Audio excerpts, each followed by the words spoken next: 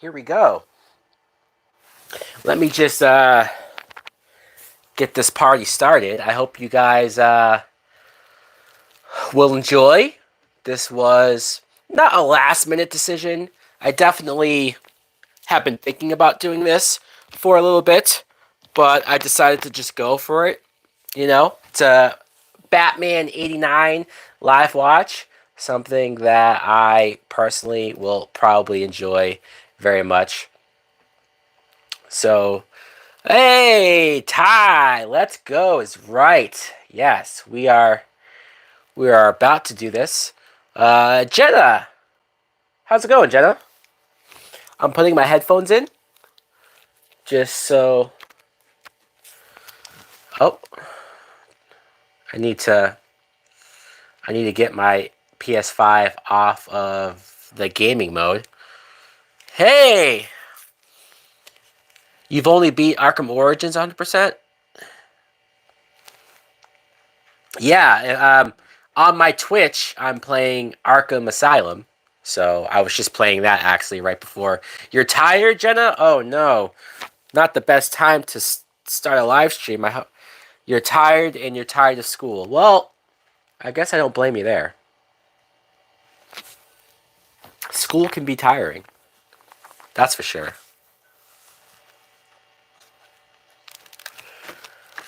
All right, I just put the movie in. If you guys are wondering, I have the 4-film collection. I originally had all 4 of these movies separately on DVD, but then I wanted to trade up. I wanted to upgrade to Blu-ray. And when I saw this only cost like $10 to get all 4 movies on Blu-ray. So I said, why not? I'll just do that.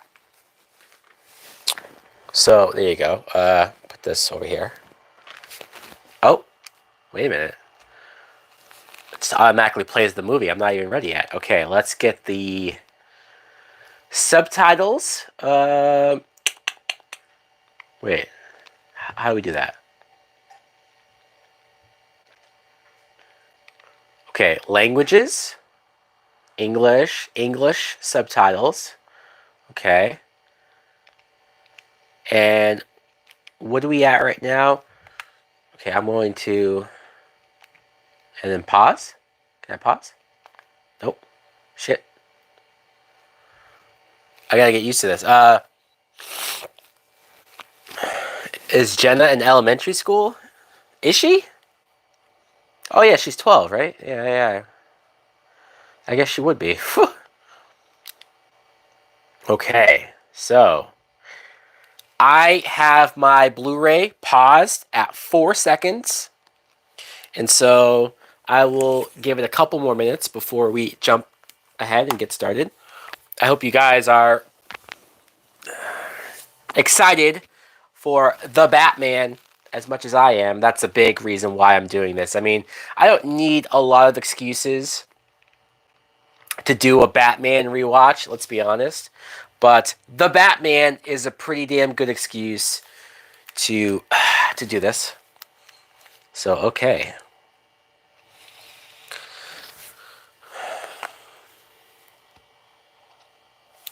Tim Burton's Batman. It's going to be great to be back into this world. It really is.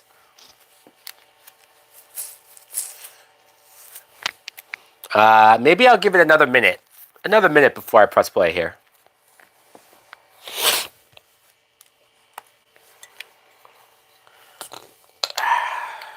And, hey now, Double A. Hey, Bree. How's it going? I am drinking my classic blue drink. Am I going to watch The Dark Knight? Well, right now, I'm watching Batman 89. Will I watch The Dark Knight? Eventually? Yes. Yes.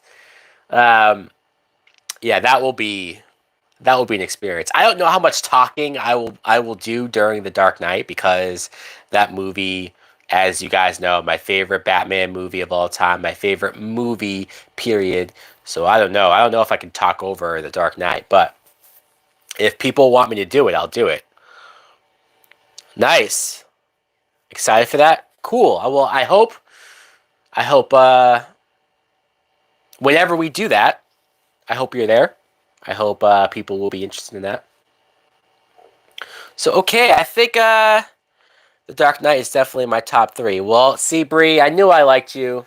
There you go. Top three. I will settle for top three. You can watch what? Okay, well, I'm gonna press play. So if you guys are gonna watch Batman '89 with me, now would be the time to do it. I'm gonna press play. We're gonna get this started in 3, 2, go.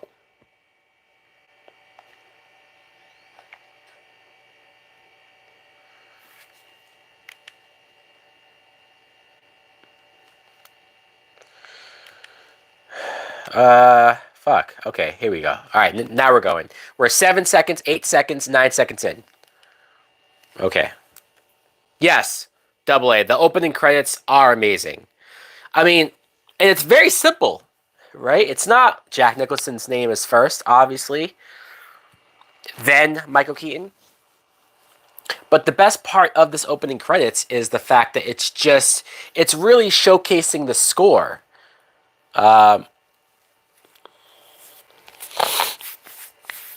Dark Knight's your favorite Batman movie? Nice. Good job. See, that's why we all get along. You know, that's why this is such a good community. You guys have good taste. And we're hearing it. We're hearing it right now. Danny Elfman's music. Oh, I love it. This, no matter how many times Batman's been rebooted, no matter how many different Batman themes have been made, and yes, there are plenty of them, and yes, there are other ones that I do enjoy as well. But I don't think there's another Batman theme that I don't think of first, other than the Danny Elfman theme. This song that's playing right now it's perfect. Dark Knight Rises, then The Dark Knight. Oh, Jenna, you like Dark Knight Rises first? Okay, I won't argue with you. I won't argue. But I love the fact that the opening credits, all it is just it's us going through the symbol, right? Like it's not revealed until later that we're going through the symbol. It's gonna pull out, and we see the pull out, and we're gonna see the symbol. But it's a nice reveal. It's a nice reveal. Based on Batman characters created by Bob Kane. Of course, Bill Finger did not get any love for his part in creating Batman until I think Batman versus Superman. So everybody thought Bob Kane was the sole creator. There's the symbol. Da-na-na-na-na. Come on.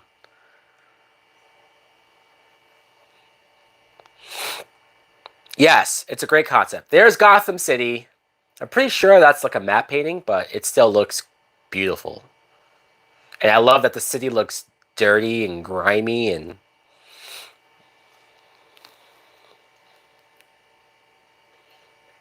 that makes sense, Jenna.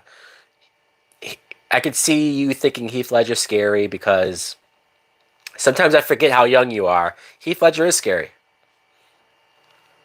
First time I saw this movie, I thought that this was little Bruce Wayne and his parents, the couple with their kid, and he's trying to get a taxi.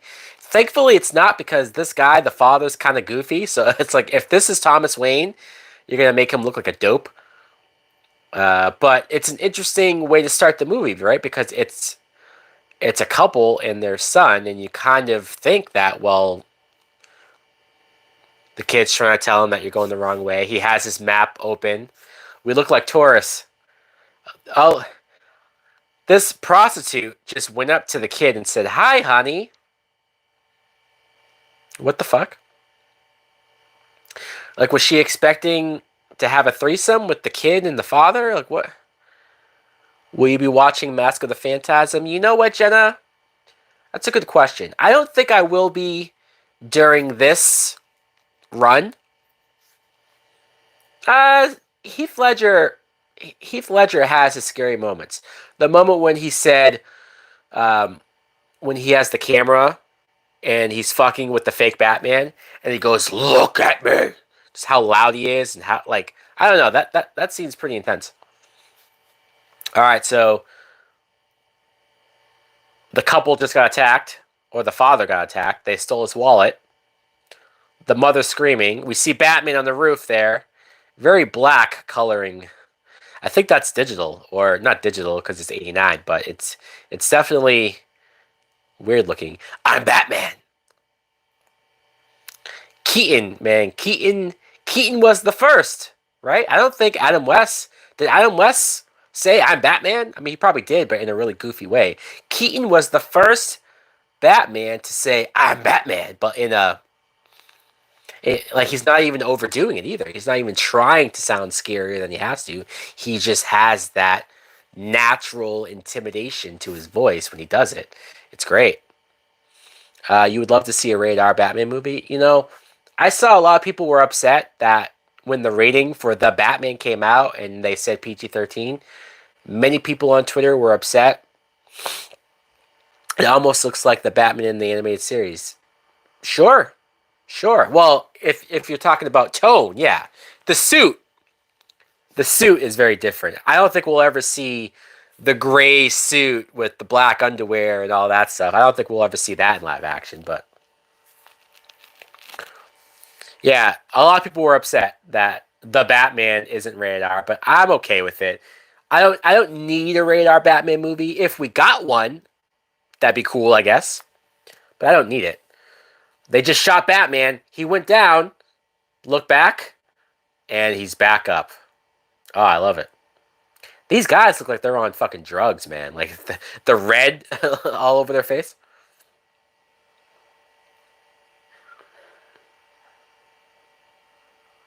Nice. I like it.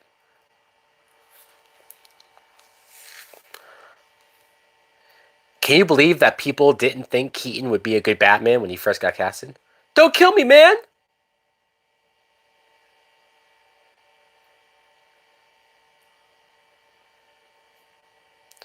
I'm Batman.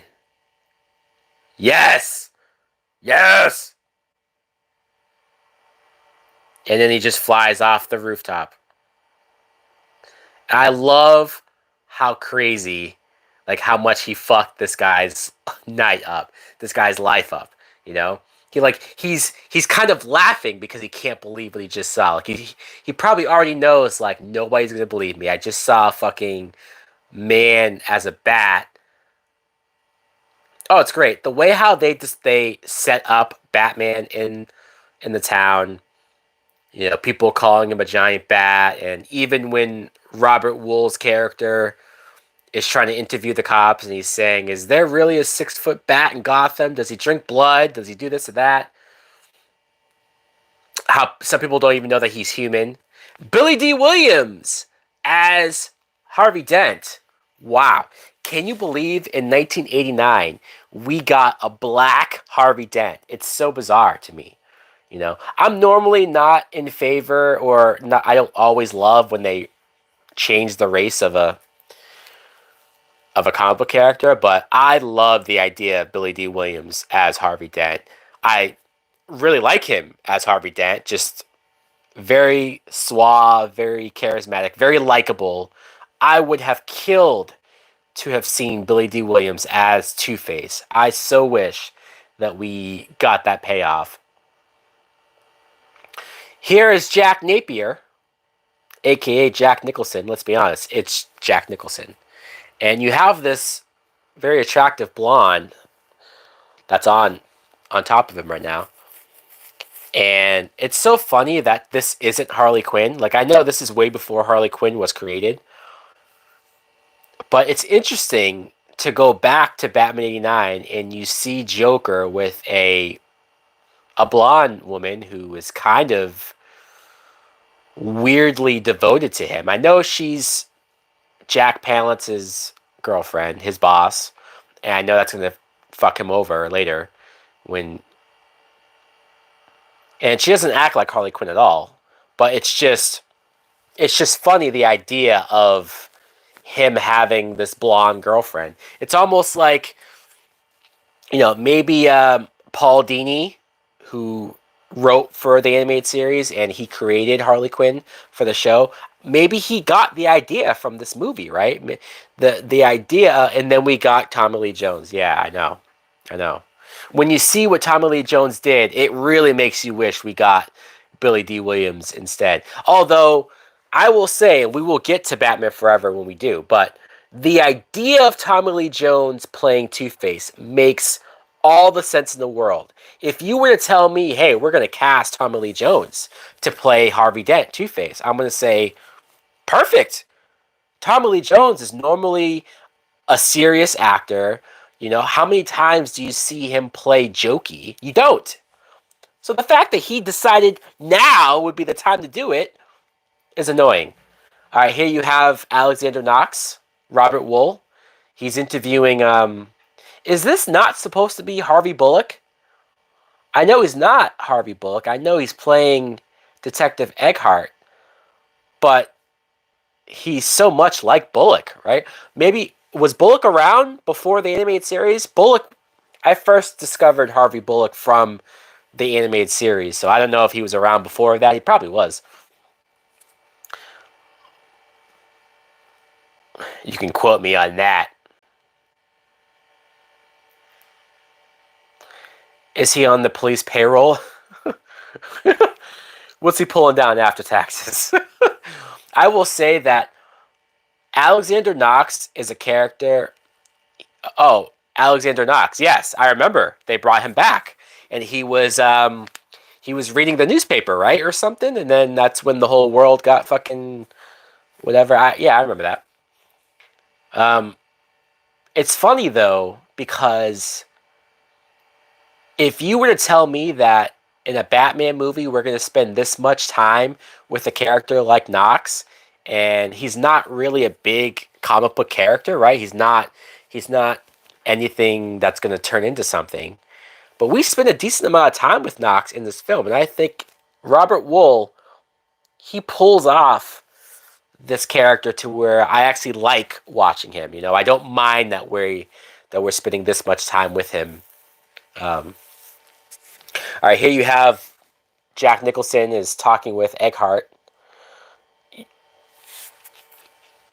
We're establishing that Eckhart is a bad cop.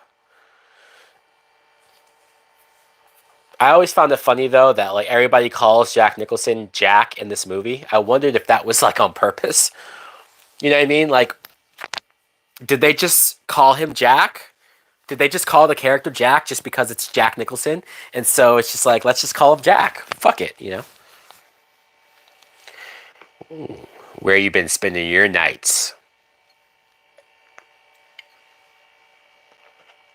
Gotham City Hall. Happy birthday, Gotham. What is it, 100 years? Is it 100 years or 200 years? Okay, yeah. Jack Napier.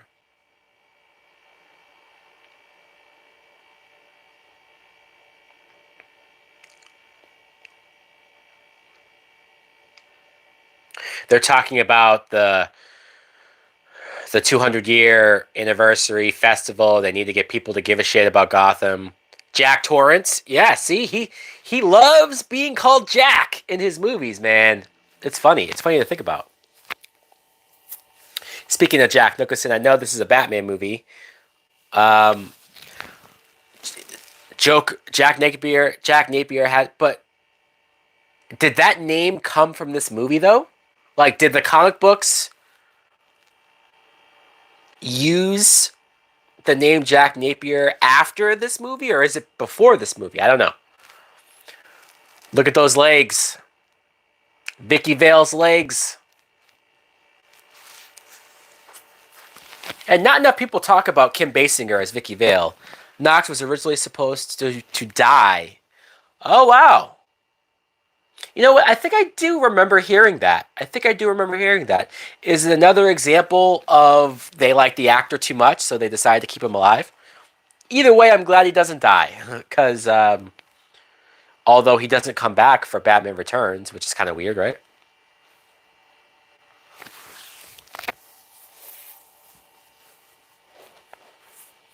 She likes bats. Can you believe that?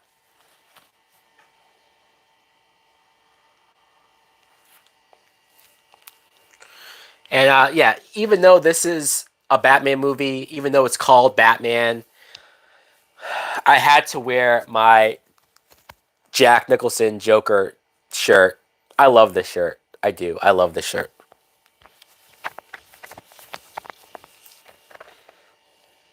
Vale, will you marry me? Will you buy me lunch?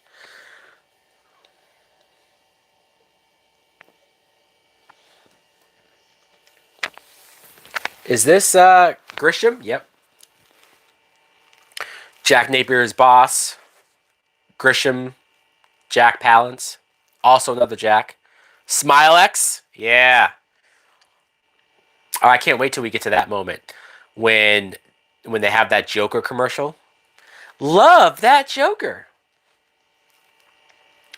Here you have Jack Nicholson. He's even though he's not Joker yet, he's wearing the purple suit. He's playing with cards. He's gonna pull out the Joker card. Grisham just there's the Joker card. Grisham just said that he wants Jack to go on this assignment personally. Obviously, okay, yeah, that look from Grisham is pretty much saying, yeah, I know that Jack's fucking my girlfriend. Um,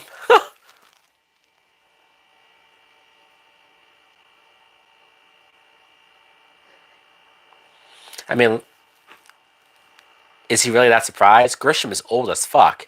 How long did he think he could keep that young, hot blonde satisfied, right?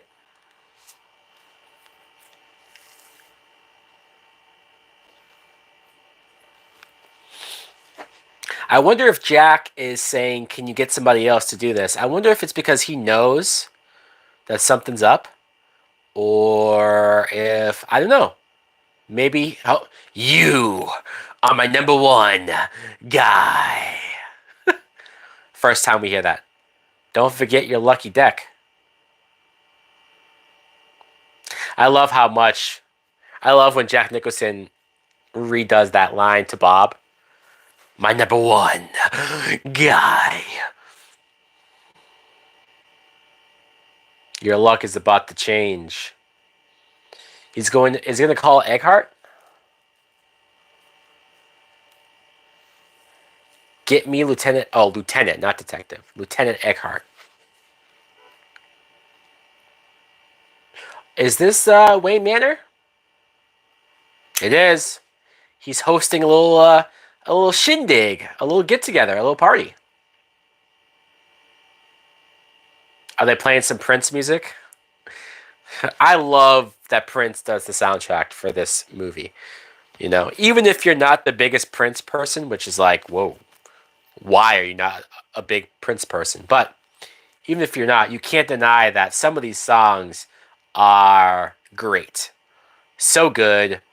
This is peak Prince at the height of his powers. He's the biggest R&B pop star at the time, you know, I guess next to Michael Jackson. It's like that's the only other biggest guy you could have gotten to do the soundtrack.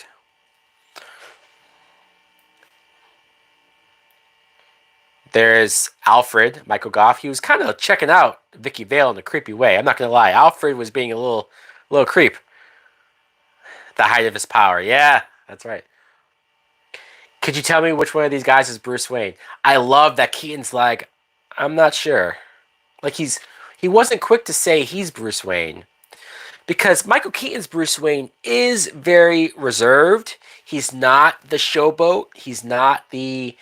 He doesn't even pretend to be this like, you know, cocky guy, right? He's very mysterious, even as Bruce Wayne. And I like that him putting the glass everywhere and Alfred picking it up before it does. Um, But yeah, he was intrigued by Vicki Vale, and it's like maybe he's been burned by women before, so he wants to like make sure why she wants to see Bruce Wayne, or maybe he's intrigued by she doesn't know who Bruce Wayne is or what he looks like, and so that made him not tell her immediately. Oh, here's Commissioner Gordon. I don't love this Commissioner Gordon. I do not. Like, I mean, I don't hate him, right? But Pat Hingle, he just does not feel like Gordon to me. More so in the sequels, do I feel like he's not like Gordon at all. But I think the only thing that makes him like Gordon is the mustache. But like, he just doesn't feel like a Gordon. Is it because he's overweight? I don't know. Like, I don't know. I don't know. But once I saw Gary Oldman play Commissioner Gordon and how fucking phenomenal he was, it was hard to go back and like watch this Gordon and think anything high of him. You have Knox and Vicki Vale sneaking into the arsenal room. Oh, and there's Bruce Wayne behind them. I love it though. I know Keaton's not my favorite Batman, but he's probably my second favorite Batman. And a big part of it is the way how he just kind of curiously watches. It's almost like he wants to see what other people think of Bruce Wayne. Like Knox is talking trash, right? He's making fun of all the stuff in the item. Tom Selleck would have been a better choice. A better choice than Bruce Wayne. Oh, a better choice for Gordon. If you're saying Gordon, I agree. Absolutely, I agree. I love this. Oh, and Bruce Wayne.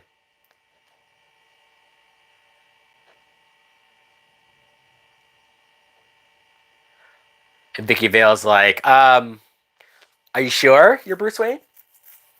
I love the moment when he said, as Gordon. I agree. Absolutely. That's a great call. I love the moment when Bruce Wayne said, it's Japanese. And he's like, how do you know? Because I got it from Japan.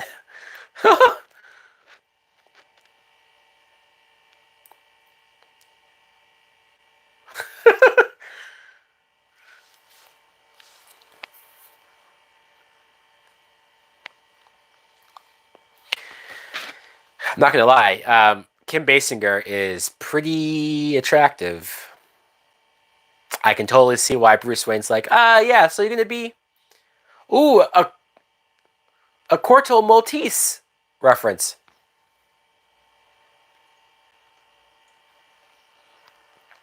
I love Alfred's way of trying to tell Bruce Wayne that something serious is up. Yeah, Gordon just left. Bruce is like, yeah, okay, cool. Very unexpectedly, sir. Sir. Give Knox a grant. I love it. I love it. Knox was joking, but he's really going to give it to him. Yeah, Vicki Vale is very. I do not blame Bruce Wayne for wanting to do stuff to her. Let me tell you. What? What? I think Bruce Wayne has a thing for blondes too. First Vicki Vale, then Selena Kyle in the second movie, then Nicole Kidman in the fourth movie, and then Elle McPherson, right? No.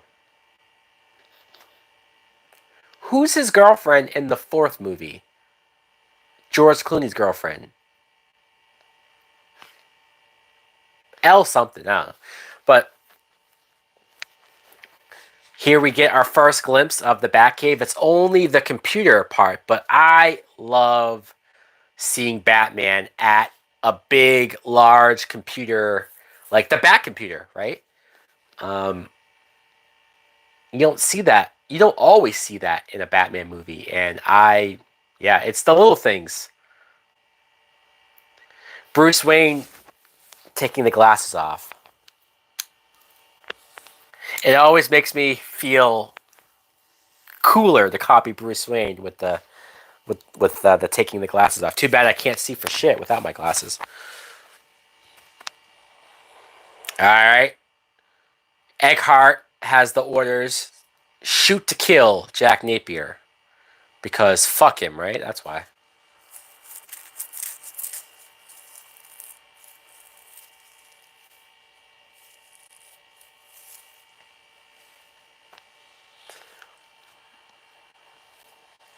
Yeah, I gotta be honest. There's no need for all of these guys to be here to break into a fucking safe. You have like 10 guys breaking into this place. The safe is empty. We've been ratted out here, boys. Watch it.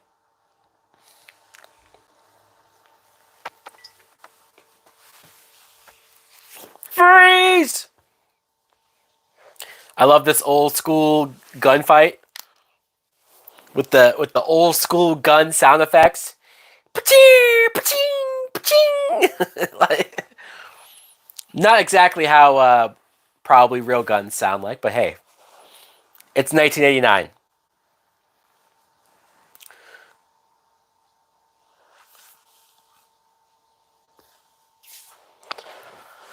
I do like that Gordon called Eckhart out for working for Carl Grisham.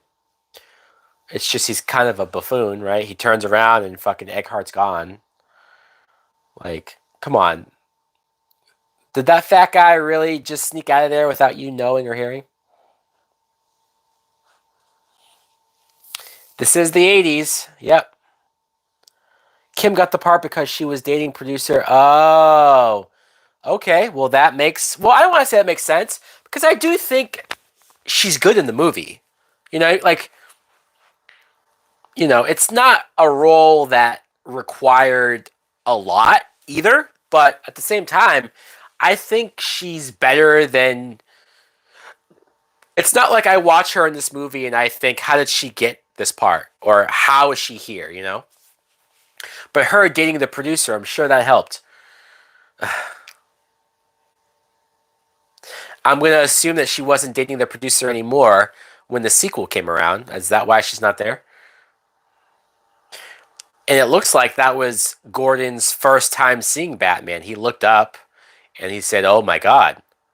So this is not exactly the origin, but this is kind of Batman's first, or like it's definitely year one, I guess, of Batman, right? Um, Maybe that's why Bruce Wayne said he was in Corto Maltese. Is that where they're saying like he just got done training or something? I don't know. Michael Keaton doesn't look that young to say that this is Batman year one, but at the same time, okay. I'm glad that it's not a flat out origin. We saved that for Batman Begins, where it takes us like an hour to get to him as Batman. I like that this movie starts, he's Batman, and then we'll fill in the blanks as we go.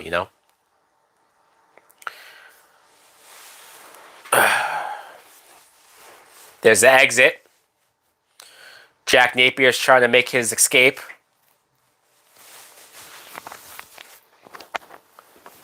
Of course, Gordon's not doing shit. He's telling the cops, "Hey, you go over there, and I'm just gonna stand here and fucking watch you." Like, God damn it, Gordon. Oh, I love Nicholson's reaction to Batman. Jesus! See, Gordon just standing there left himself completely vulnerable, and Bob now has a gun on him. Like, Gordon. Does Gordon not have a weapon? Can Gordon not defend himself? No, he can't. I love that Jack turns around, Batman's gone. We don't know where he went. I do love. Oh, I do love the moments whenever somebody turns around and Batman's gone. Like, I love that. I don't know where that started. Oh, nice outfit. Yeah. Hey, Eckhart, think about the future. Bam. kill his ass. Egghart's dead. Oh, there's B-Man. Oh, he blocked the bullet, and fucking glass just went in his eyes. And there goes Nicholson over the rail. Ooh, his face is very fucked up right now. Ooh, that makeup. Batman is trying to save him, but he didn't try that hard. He dropped him and Jack right into the vat of chemicals. And thus is Joker's origin. Now, I don't love us doing Joker's origin, right? I would have preferred, Batman as Batman at the beginning. I would prefer Joker to just be Joker at the beginning. I don't really care to see his origin, or I don't care for a movie to be like, this is his origin. Don't you love when the cops are coming in on Batman, because Keaton can't really move, he's like having to move his entire body to look from side to side. And, oh, there's the playing cards, and there's the white hand, which I'm pretty sure is just a mannequin because the fingers aren't moving at all. Although, I love this. Knox trying to get a statement from the cops about how Napier died, and he's like, suicide!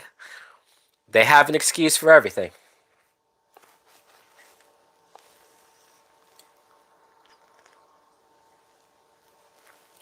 I like how Knox is trying to use this to get a date with Vicki Vale too. First, I'll take you to dinner, and then we'll go over everything. And she's like, no, sorry, I have a date with Bruce Wayne. There's a part of me that should feel more bad for Knox too, because he is your regular working guy who is trying very hard to get a girl out of his league.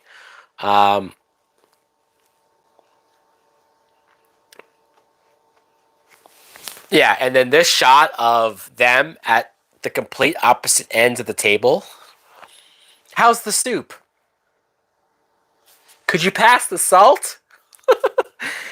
Can you imagine? Can you imagine being on a date where you're this far apart? It's this awkward. He walks all the way back to the end. Oh, it's so good.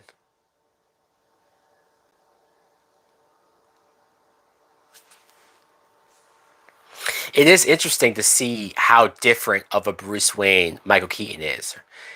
Kind of antisocial, doesn't really know how to connect to people. He's about to say that, I think this is the first time I've ever been in this room. But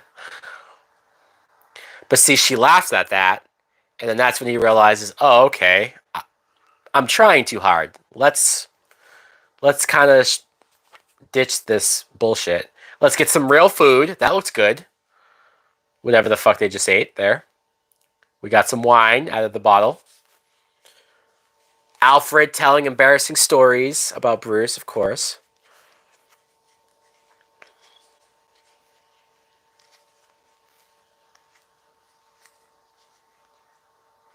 Here's a question for you guys. Do you guys like Vicki Vale as a love interest for Bruce Wayne? Or are you like, no, this is never going to work, never going to last. She's not the one for him, blah, blah, blah. I do like her as a love interest. I do. I just don't know if she's like the one he would marry, right?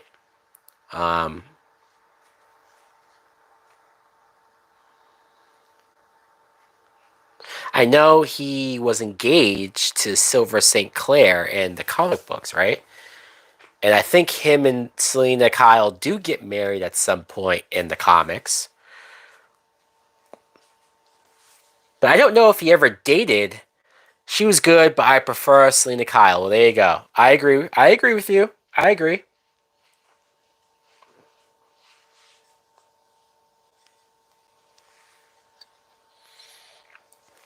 I can't help but see Keaton's performance and think about how many people was against him being cast, and how I'm sure people thought he was too comedic beforehand and that he wouldn't be able to pull this off. Which is funny because the last live action thing that anybody saw of Batman was Adam West. So for somebody to say that, oh no, I mean, granted, maybe they thought that Keaton was just going to do Adam West again, and maybe they didn't want that. Maybe that was the big complaint. But when you see Keaton in this movie, he is so good, right? He is very serious playing this. He's not joking around. He's not bullshitting. He's not half-assing it. All right, here's the scene. The doctor just did the surgery on Joker. Mirror. Mirror! His hands are fucking wrapped up. Can you imagine? I love his reaction to seeing him. Like he almost starts to cry at first. This is so gothic. Yeah, this is a very Tim Burton scene. You see what I have to work? Look at the tools that this doctor's working with. I love that the light breaks. I love that they wait to show us Joker's look. He's just laughing as he goes up the stairs. Especially because I'm sure the trailers already showed what Joker looks like, but they still save it, right? They still build up to it. It's still a reveal moment. And I appreciate that. And I love how he almost starts to cry at first when he sees himself, but then he just goes mad. He goes crazy. He sees that he looks like a fucking god. Oh, and here you have this moment. Bruce Wayne being a little suave, right? He took her shoe off and threw it, and he's kissing her. He got her a little drunk first. Bruce Wayne, he knows what to do. You feed them some alcohol first, and then you lure them upstairs. I know. This isn't his first rodeo. Is that you, Sugar Bumps?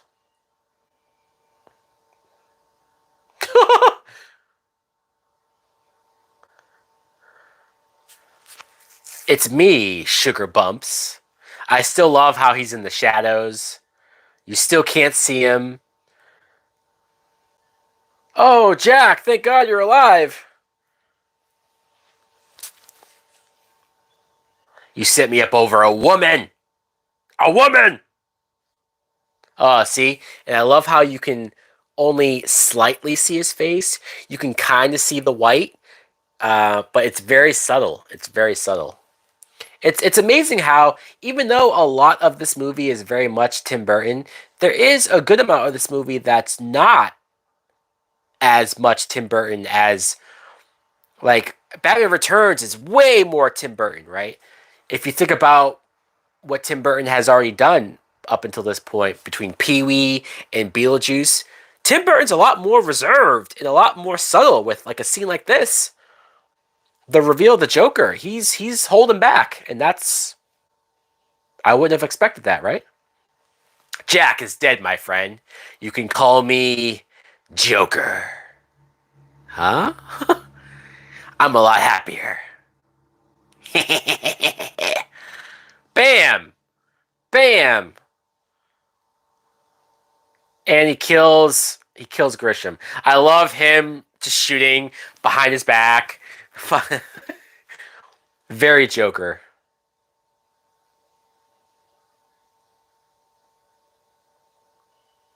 What a day.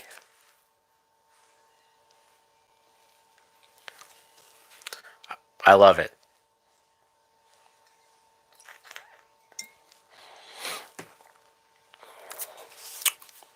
Of course, Bruce Wayne is awake still, even though they probably had a very nice love-making session. I never got why the surgeon can't afford some better equipment. Just look at the horrible rust. Yeah, well, the problem, though, is that Jack was a criminal, right? So he's not going to a real hospital. He's not going to, like, a real doctor. This is probably some underground uh, under the table type doctor who doesn't really handle high end surgical experiments, right? It's just a guy that probably criminals pay to help patch them up or to help do this and that. That's at least that's what I assume. Okay, the scene where Michael Keaton is hanging upside down, Vicki Vale wakes up and sees him hanging upside down. What the fuck? Winged freak terrorizes. Wait until they get a load of me. Which I cannot believe that Kick-Ass referenced this scene. Remember when McLovin says that? Oop. Oop. That had to be Jack Nicholson. That's how bats sleep. Yes, but Bruce Wayne is not a literal bat. Right? Like Bruce Wayne isn't half man, half bat. He's not part bat. That was a little weird. That was he's working out. Okay, yeah. It looked like he was just hanging there. It wasn't like he was doing sit-ups upside down, right? I love this moment where Bruce Wayne's basically trying to get rid of her. He's like, "Yeah, I'm gonna be out of town for a few days." And she's totally spent with him. She's kissing him a bunch of times before she leaves. Bruce is like, Jesus Christ, fuck, another one. I'm gonna have to get rid of her too. Alfred, the worst Alfred. Ready? Well, I'll talk to you guys when you get back. Get back? We're gonna be here for quite a while. Alfred, how many times has Bruce Wayne done this? You're telling me that you don't get the hint? You don't get the sign? If the girl tells you, I'll see you when you get back, Bruce probably just told her that he's leaving. Come on. Come on. This Alfred is terrible. Look, I like the actor. I do. I like other moments with him. But he does some of the dumbest things not helping Bruce Wayne out. And that's the first offense. We're going to have many other offenses later. But him not reading the room. Although it is weird that, like, well, why does Bruce want to get rid of her, right? I thought he liked her. Is it just he's going to sleep with her and that's it? It's kind of fucked up. Here you have Jack with he has the permanent smile with the flesh-colored makeup on. He's trying to take over all of Grisham's partners. Very unsettling the way how Jack looks with the regular makeup, but the permanent smile. Very creepy. Oh, he's shaking the guy's hand. Oh, we got a live one here.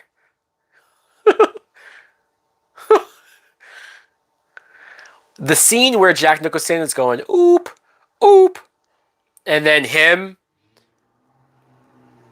fucking with this guy as he's burning to death. I feel like this is just Jack Nicholson being himself. He's improvising.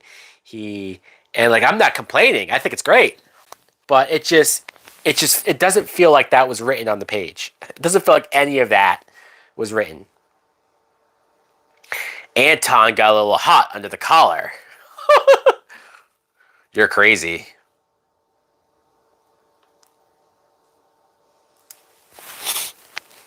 Scene kind of reminds me of when somebody calls Heath Ledger's Joker crazy and he goes, "No, I'm not." And think it over. Imagine the smell in that room. Yeah, that's true. After he just burnt Anton. Yeah, it probably smells like shit. Not little shit, but right? It smells like burnt flesh. Bob. Here we go.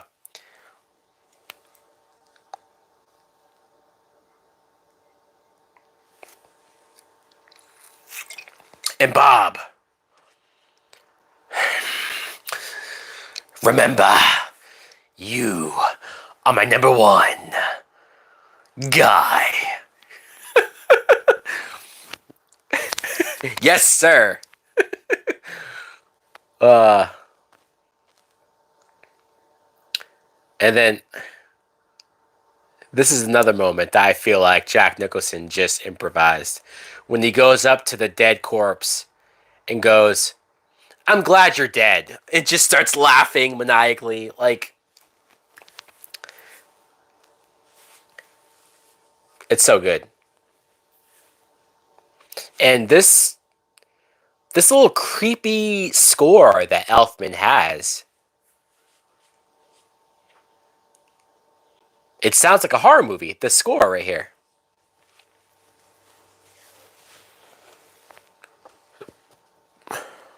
I'm glad you're dead. And he has a great laugh. Nicholson has a great laugh. Great Joker laugh. I'm glad you're dead.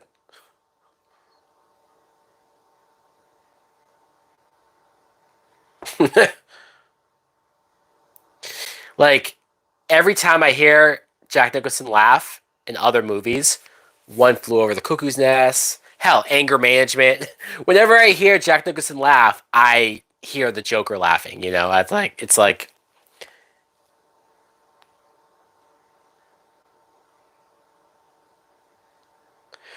now Vicki Vale is trying to look into Bruce Wayne's past. She can't find anything on him, which makes me wonder. The Shining, yep, yep. Which makes me wonder. Yes, you wouldn't hit a guy with glasses, would you? Like, I don't know. Maybe that stuff is in the script. It's something about the way he delivers them that just it feels like he just came up with it in the moment. Now Vicky Vale is stalking Bruce Wayne, which is great. Oh, Jenna, where you gone? Okay, it's all good. I'm glad you're back. I'm glad you're back. So yeah, clearly Bruce Wayne gave Vicky Vale the good dick because she is stalking this dude. She's following him down a dark alley. She wants to know what the hell is going on with Bruce Wayne. Why did he lie to her? Why doesn't he want to see her again? It's like, man, and you saw the way how she was saying bye to him and kissing him, and she was in love. She got it. She got it bad. So now Bruce is leaving the roses down. Uh, have I ever danced with the devil in the pale moonlight? Um, that is on my shirt there. Have you ever danced with the devil in the pale moonlight? It sucks to be Knox. Yeah, yeah. I mean, Knox is trying, right? And she's showing no interest in Knox. Look, at the same time, if a woman is not interested in you, she doesn't have to pretend to be interested, right? Or she doesn't have to go on a date with you because she feels bad, right? I don't want that either. But I do know what you mean. We've all been there, right? When we're trying to hit on a girl, but she clearly is into that other guy who's not good for her, or it's not going to work out with them. So you're just like, hey, just date me. What the fuck?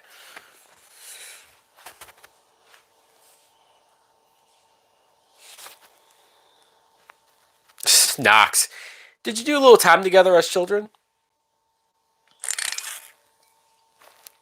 You thought Knox died at the end? No. Knox was supposed to die at the end of the movie from the Joker's toxins, but I guess they changed it. Maybe Tim Burton liked Robert Wool, and okay, here's the mime. I love how Bruce Wayne, Michael Keaton's reaction to the mimes. It's almost like they didn't tell him that these mimes were going to show up, and like that's just his natural reaction of just he's not even he's just looking at him. He's just looking at him, and he's thinking like, what the fuck? Bob, of course, taking pictures of Vicky Vale.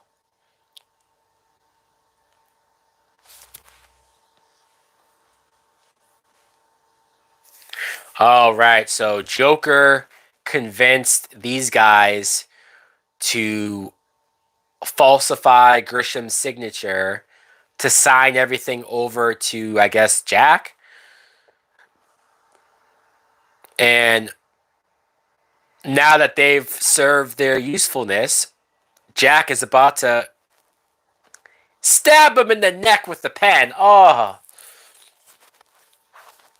And I love how there's cops right there who aren't doing anything.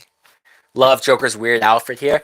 It is a weird outfit, right? And you know what else is weird? So I assumed that the red Bruce Wayne just got shot in the arm and didn't fucking react to it at all. It didn't sell at all. I love it. But you see Joker's lips, the red of his lips, it's only like the little part, right? But usually when he's the Joker, it's his whole mouth that's red. So is he putting red lipstick on over his white skin? Do you know what I mean? Like, why did his red lips look different there?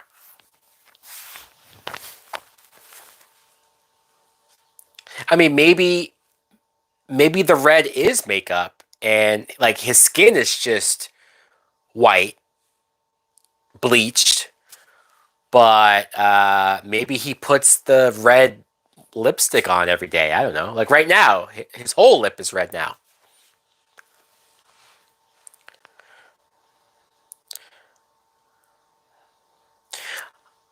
I love how it's almost like he doesn't have a remote control for his TV. He just, this town needs an enema. He just punches the TV every time. The 2019 Joker movie was great. It was fucked up. It was really dark. Miss Vale telephoned.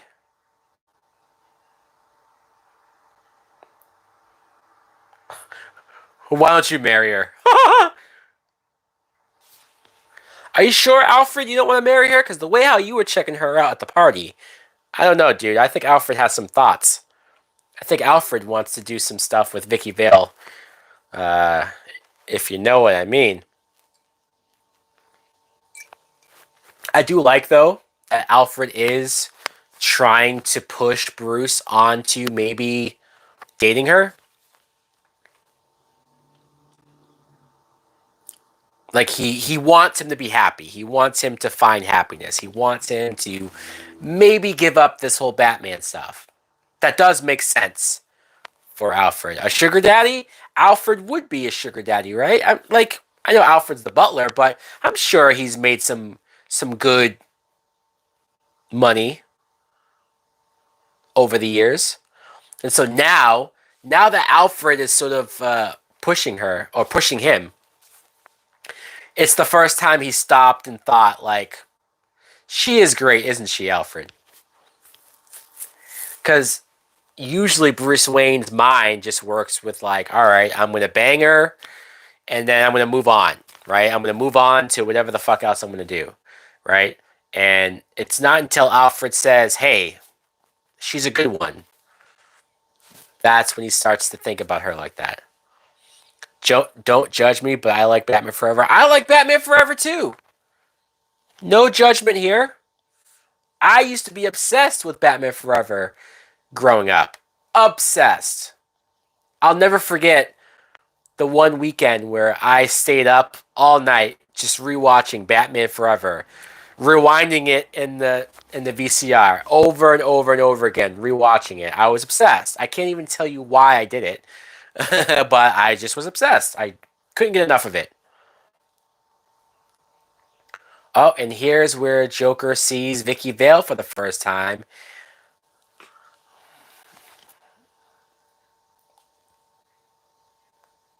That girl has style.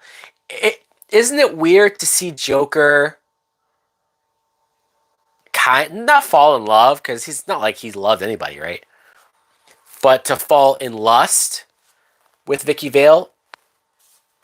You know, I know that he has whatever he has with Harley Quinn much later, but who would ever think of, like, the Joker's going to see this girl and want to date her or try to court her?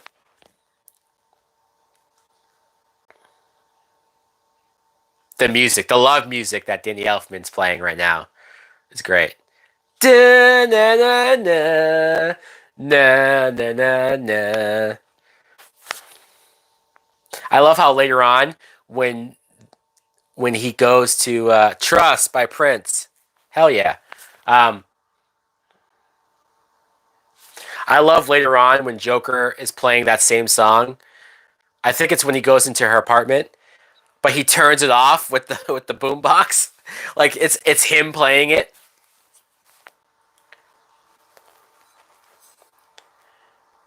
And apparently Joker is at this factory and he made a whole bunch of toxins. Action news.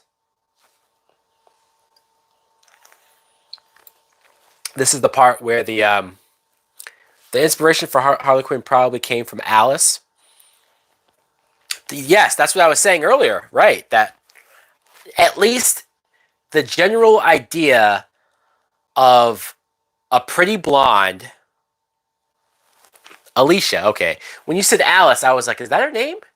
But I trusted you and I didn't question it. All right, yes, Alicia. You're right. That's her name. Alicia, just the idea of a pretty blonde who should not be with this guy because he treats her horrible, right? We see later on that he scars up Alicia's face and she's wearing a mask, but she still stays with him. And you're almost wondering, why is Alicia still with this guy, right? Even later on when he's like, oh, she had a fall. Basically, he killed her.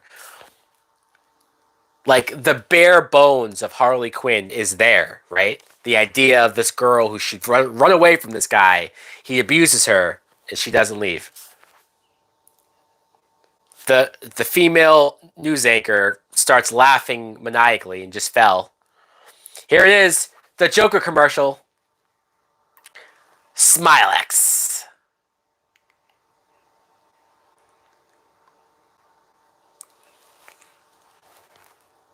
Love that Joker. Oh no, he was using Brand X. Oh no. Oh, but this guy, he's using the Joker brand, and then the guy's fucking dead. Okay, that woman's face with the permanent smile on her face, I don't know if she's dead. Only your Undertaker knows for sure. I don't know if that woman's dead. I think she is dead. But that sight of her smiling is the creepiest, most unsettling thing ever. I remember being a kid and being creeped out by that. Bruce Wayne watching the commercial.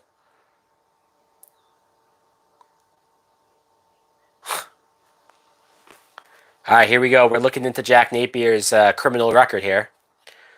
Assault with a deadly weapon at age 15. Hell, they probably could have made a prequel movie about Jack Napier, right? Age 15. Let's see what he did. I don't want to see that. I'm not saying, but I'm just saying the Oh, and he took chemistry. Is that where they're saying he was able to create these toxins? Hey, I took chemistry. I can't make no fucking cosmetic scare in Gotham. Gotham Globe. I love this scene of the news anchors not wearing any makeup, not having any hair product, looking like shit because they can't.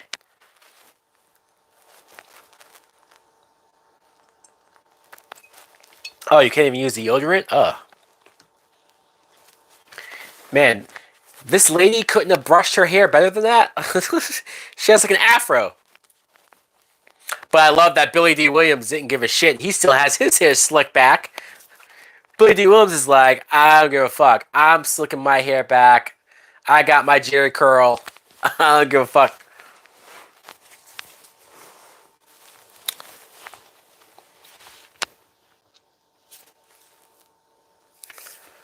Oh, Vicki Vale's leaving another voicemail. I'm going to be 10 minutes late to the museum.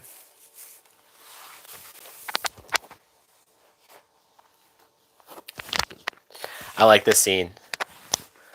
She's going to be 10 minutes late to the museum. And he goes, okay, thanks. And he goes, wait a minute. I'm not meeting her today. Oh, here we go. We're seeing Jack. Even his fingernails are green. Wow, I don't think I ever noticed that. So we're seeing Jack put the makeup. Okay, Alicia is wearing the mask, so he's already scarred her.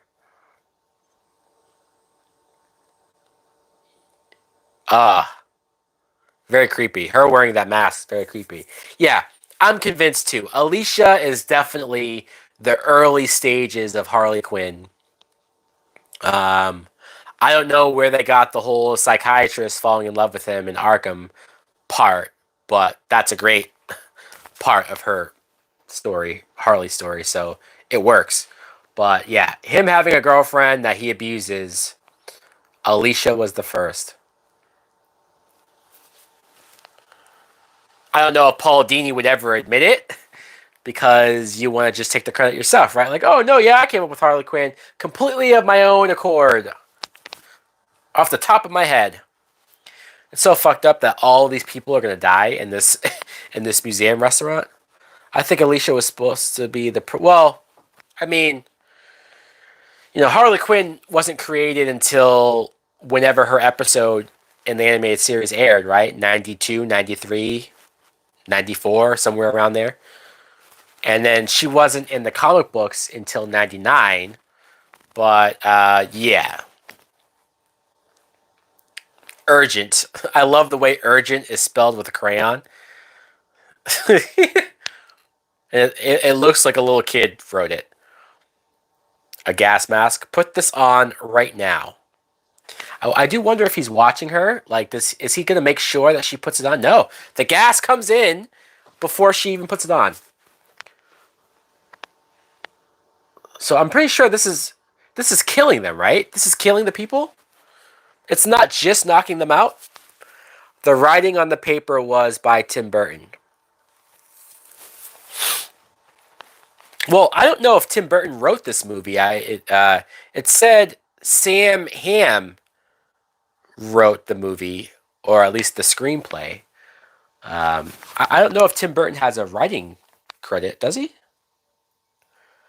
Screenplay by Sam Hamm and Warren Scarron. All right, here we go. Joker and his gang are coming into the party, man.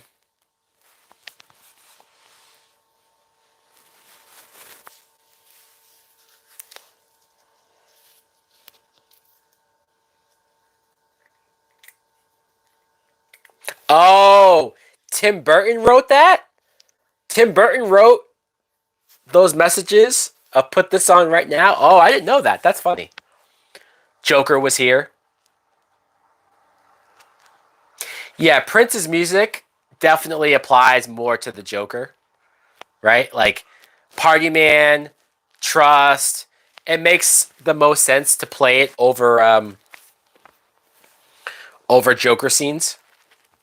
Like them desecrating all of these paintings and statues.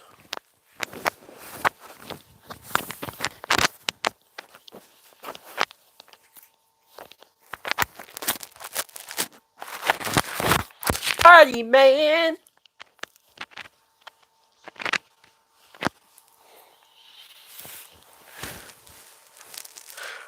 The $1 bill.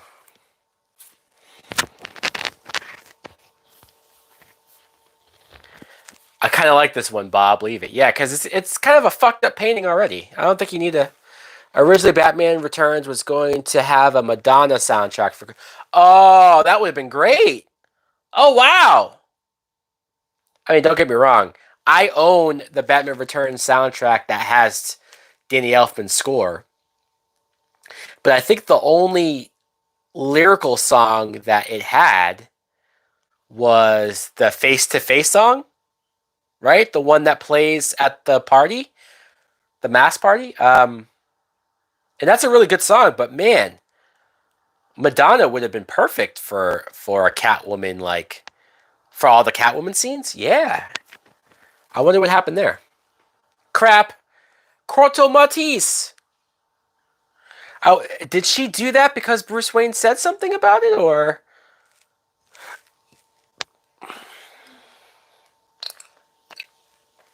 I forget how many times Corto Maltese was referenced in this film. We didn't see Corto Maltese in a DC movie again until the Suicide Squad from last year. I mean, I know it's an Arrow, but you know,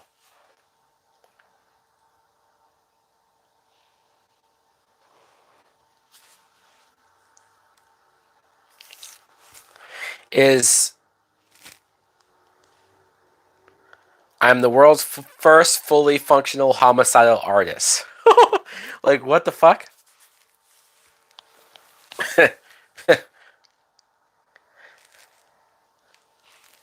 Do I look like I'm joking?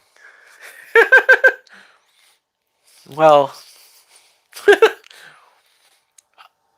I do love how when she says, "What do you want?"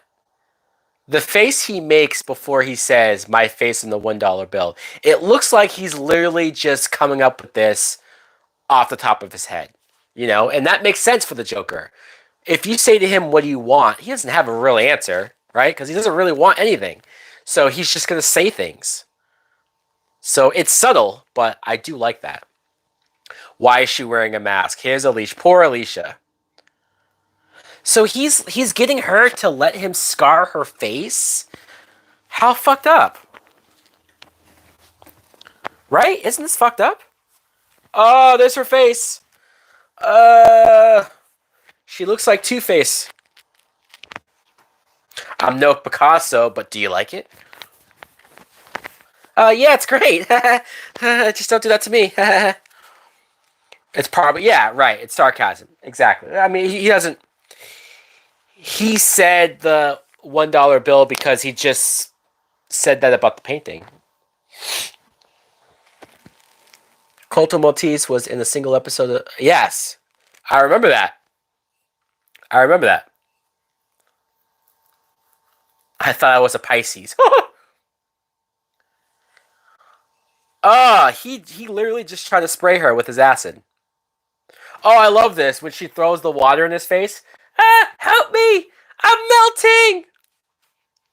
Great Wizard of Oz reference. I'm melting! And she actually feels bad. Boo. Oh, and here's Batman through the roof.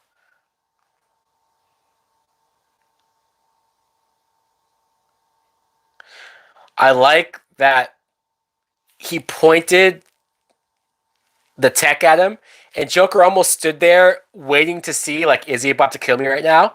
And no, it's just to wire them out of here. But Joker didn't run. He didn't get scared. He waited to see what that was going to do. Where does he get those wonderful toys? Get in the car. Which one? Oh, I don't know. The big giant bat car? I love this Batmobile. I love this Batmobile. I want to find somebody who does not like this Batmobile, because if you don't like it, you're wrong. This is great. I love that it's fully functional. I said that when I get married, I wanted to drive that Batmobile out of the fucking wedding. And it almost happened, but yeah.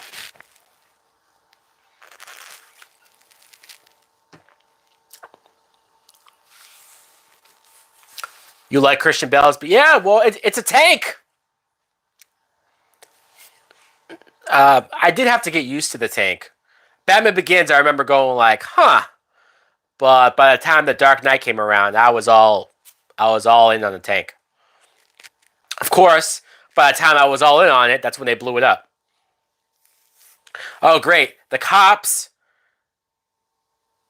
That was all vegetables and cauliflower and all shit.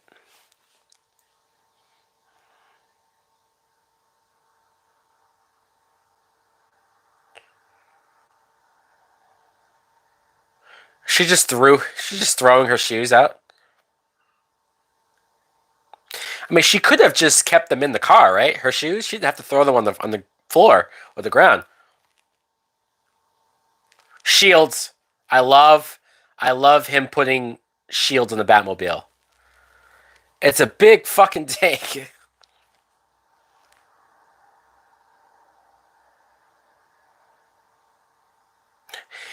Yeah, Kim Basinger has a good scream. I will give her that. She has a very good scream. 108, I think. You weigh a little more than 108.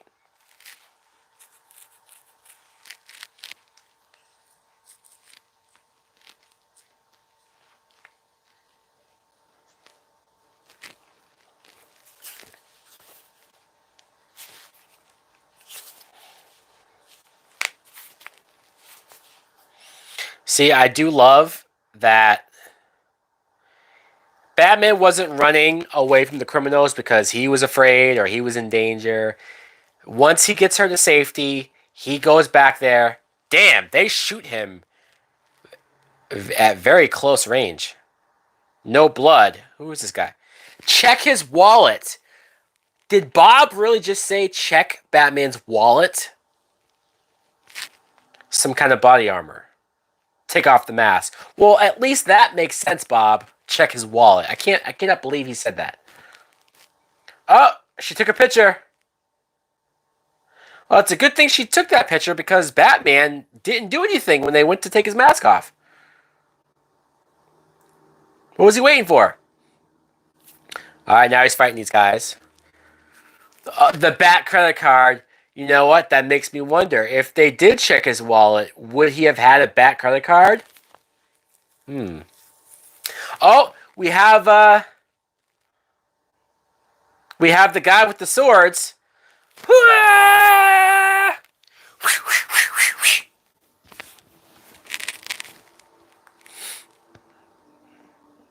This guy's just screaming the whole time. And one. No. He's still coming back. What? There's the kick. Knock his ass out. That guy was annoying. And, okay, Bob is the smartest one. Ninja Prince. Shields open. Of course, we find out shields don't mean shit in the second movie with Penguin, right? Oh, I love that Batmobile, man. I love this Batmobile.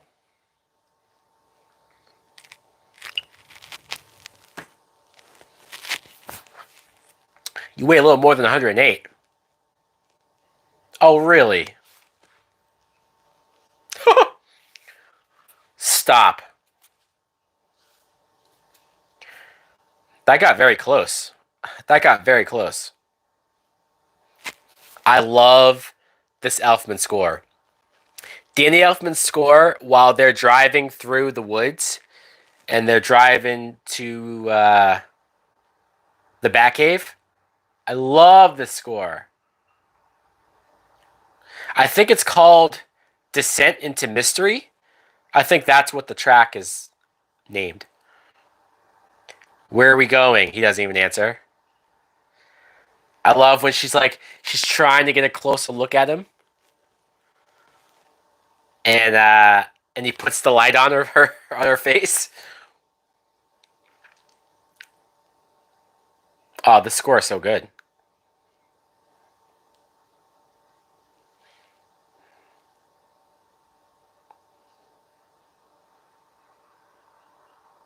Okay, here we go.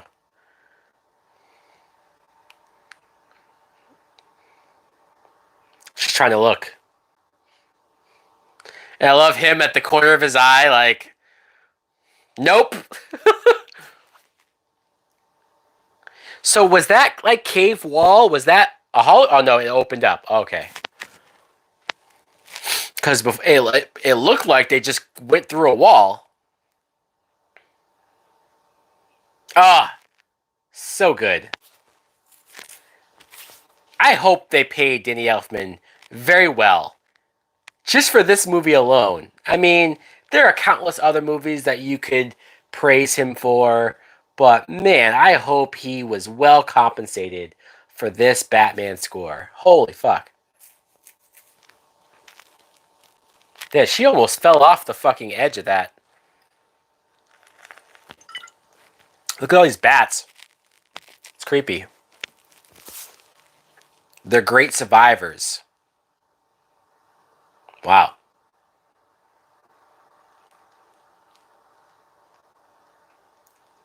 I remember I was scared as fuck when I lived in Dorchester, and the apartment we lived in, there was a bat that somehow came through our chimney, and it was flying around the fucking hallway, and I was fucking scared.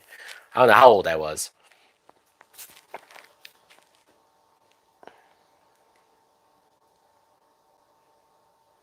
I love her just trying to like get a closer look at him. And he's just like, just turn over. I do love how they light him in the dark though. It's very cool. Like, you could barely see his eyes. I love that he keeps like getting up and getting away from her, not getting too close to her. Take that to the press. I love the way that they shoot him.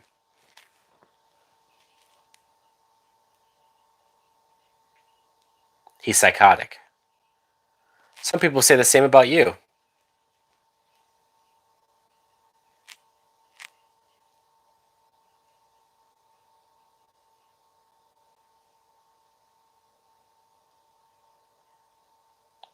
It's not exactly a normal world.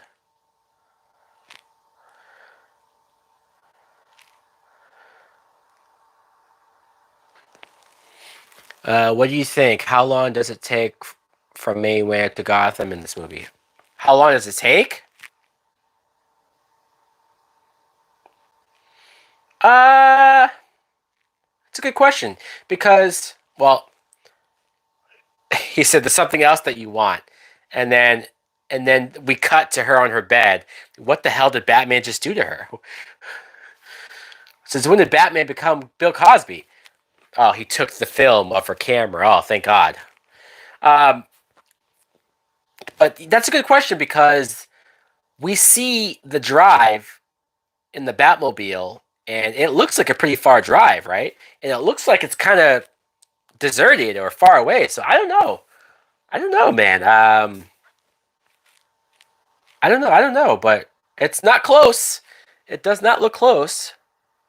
But it's interesting though because when everybody, like when Gordon and all those people came to his little party at the beginning, is it like one of those things where okay, we need to make this long drive for this Bruce Wayne party?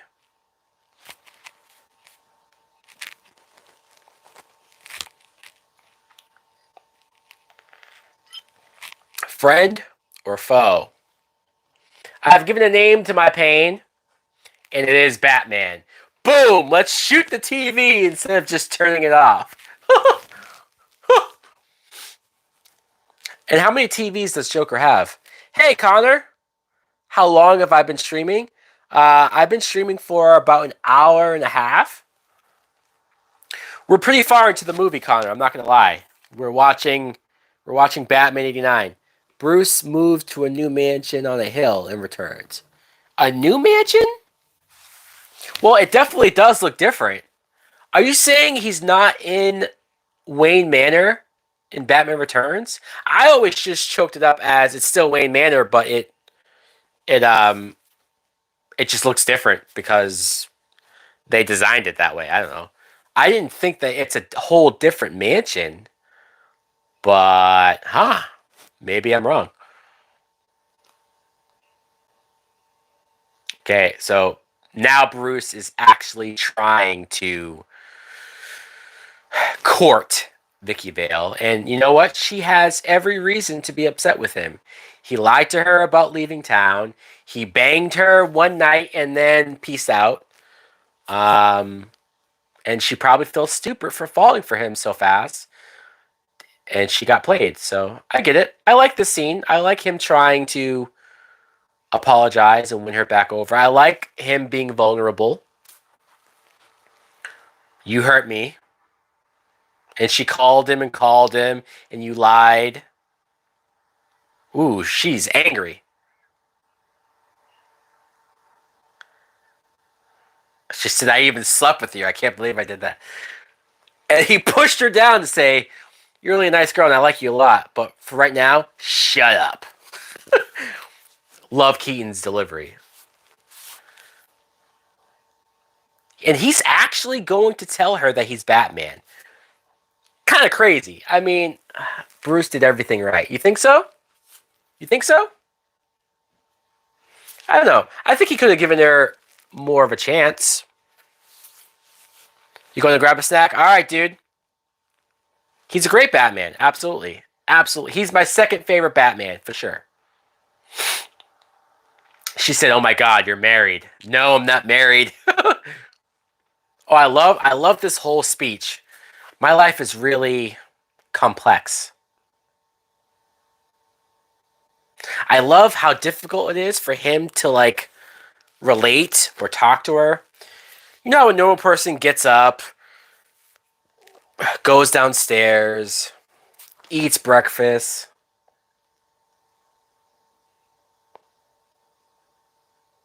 I love because he has no idea what to say. She says no because she's a reporter. She's always moving town to town. She doesn't know what that's like either, right? A normal everyday relationship or life.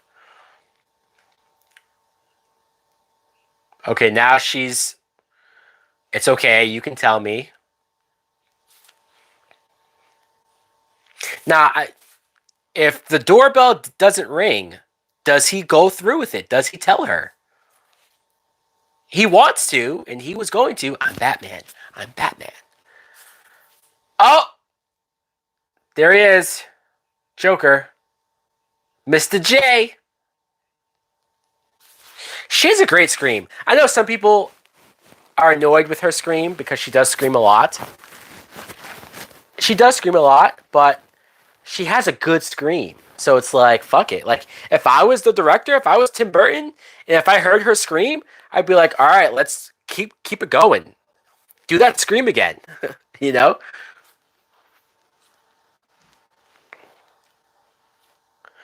And Joker's now jealous that she left with Batman.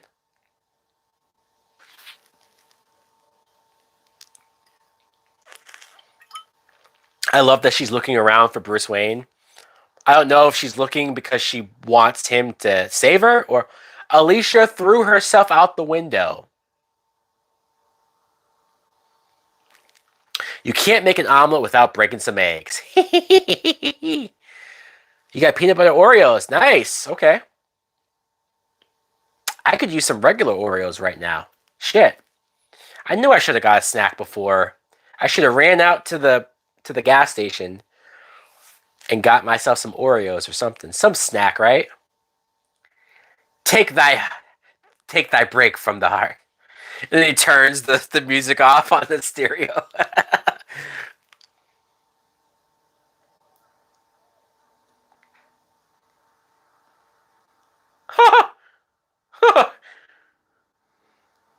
Here's Bruce Wayne. I know who you are.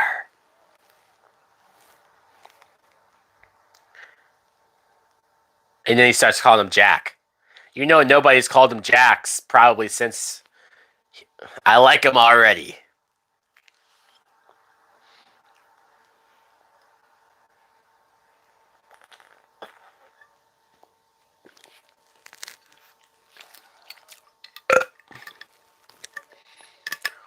You got a bowl? Yeah, okay, you're smart. I should have planned ahead. I should have planned ahead.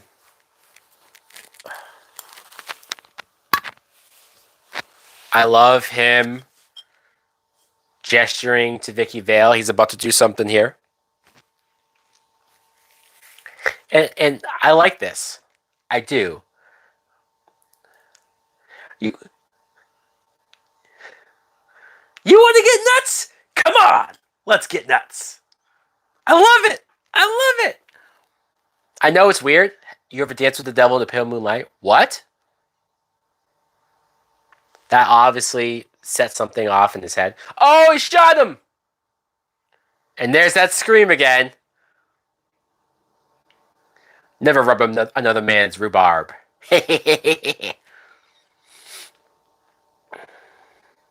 Now, what if he had shot him in the face? I mean, thank God he shot him in the same spot that Bruce put that tray, right? But I always wonder that when characters wear bulletproof vests or they wear, it's like, what if he shot you in the face? It's like that scene in Dumb and Dumber. What if he shot you in the face?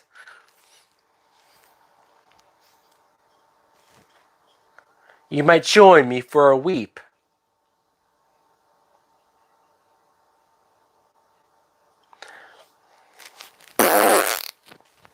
You know that was Nicholson just fucking around. And oh, Bruce Wayne's gone. Where'd he go? Where is he? There's the tray with the bullet still lodged in there. It almost went through. Jesus, that would have sucked. Oh, and what was the package that Joker got her? Some dead flowers. My 6-year-old nephew is yelling, running around the house, and it's distracting, but yeah, that is what little kids do. Let me tell you.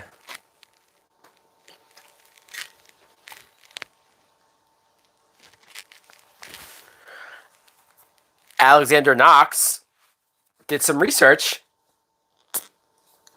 and found out some shit about Bruce Wayne. I love Dumb and Dumber 2. One of these days, we will do a Dumb and Dumber live watch. That'll be fun. Thomas Wayne murdered. Only child survives.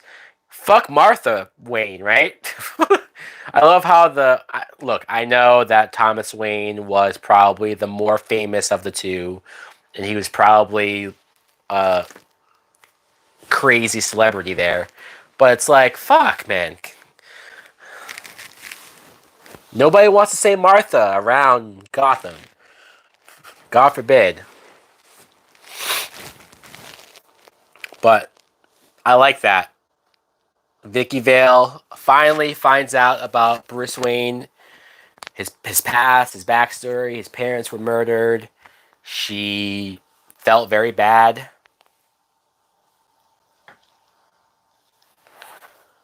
Did you get the file on my parents, Alfred? It's on your table, sir.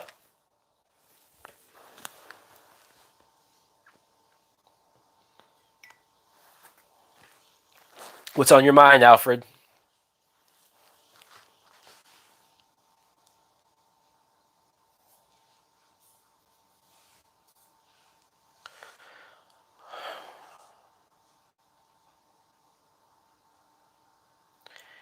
Alfred's trying to push Bruce Wayne, man. He's trying to get him to stop being Batman, fucking settle down, be with this Vicki Vale chick. Maybe Alfred's saying, fuck, I want to retire, Bruce Wayne. Like, go and get married so I can retire, goddammit. Oh, I love when Joker here, just completely cuts them out of the feed. Joker here.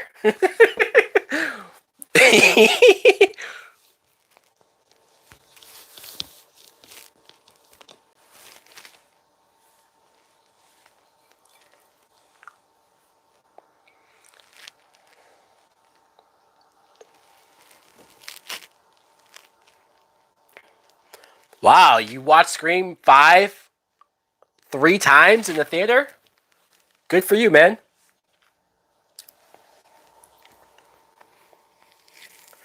Can I do a TV series live watch of Scream? The TV series? I gotta prepare for that. I'd have to prepare for that. I will dump 20 million in cash. Oh, everybody shuts up and listens. Even the cops who are at this bar. What are these cops doing? Anyways, you heard it, folks. 20 million. I just love how he just cuts them out of the picture.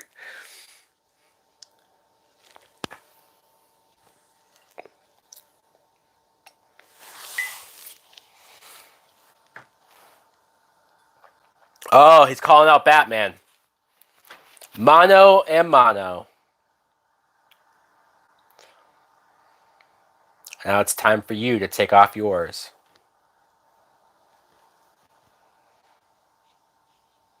I love the way Bruce Wayne sits at his computer and watching. Here we go. This is a very controversial moment. I would love to hear you guys' thoughts on, because Bruce Wayne's about to have this flashback moment of the night his parents died. So, what do you guys think of the fact that in this movie, Joker is the one that killed Bruce Wayne's parents?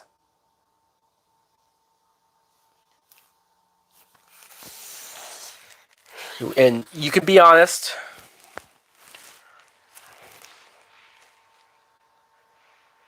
Oh, he had the moment where he took off the glasses.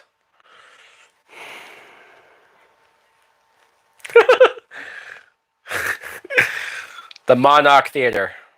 Here we go. We're about to witness it. There's Bruce Wayne. There's Thomas and Martha.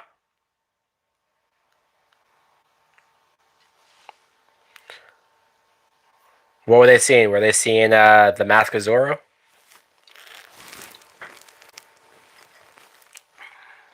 Is this the honor? Yes, yes. I'm gonna do as many Batman movies as I can before the Batman comes out.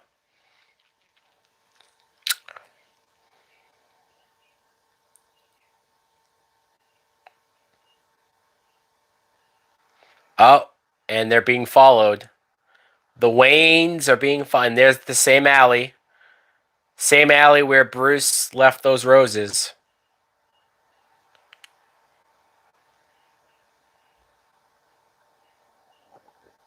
I do love how quiet this is. Oh, he grabbed the pearls. Oh, Thomas and Martha shot. There's the pearls. There's the popcorn. A young Bob, who even looks surprised that. Tell me, kid, you ever dance with the devil in the pale moonlight? Whoever this actor is that they got to play a young Jack, he has a creepy ass smile. He has a good Joker smile, whoever this guy is. Let's go, Jack. See you, kid. See you around, kid. Wow. So, Jack Napier killed the Waynes. Oh, and here's the other moment where Alfred fucks Batman over hard by bringing Vicki Vale to the Batcave. What the fuck? Alfred, you're fired. You're fired. You are fired. There is no fucking way that I can trust you. I know that Alfred wants Bruce Wayne to settle down, to find somebody to be with and love, and to not be Batman forever. I do. I get it. I get it.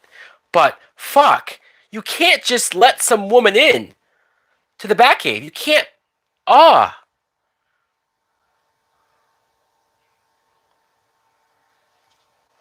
Now Vicki Vale knows. Now Vicki Vale knows that he's Batman, and he didn't even get the. Now I know that he was going to tell her, and so I guess that's what's supposed to make it not hurt so bad, right? But it's like fuck, man. I cannot believe Alfred just brings her to the Batcave.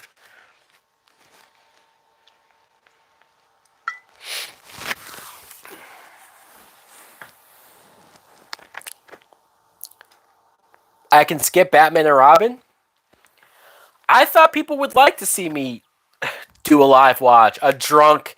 It would be a drunk watch. I'd have to have shots, and maybe for every Mr. Freeze pun, fuck, I'd be dead. But like,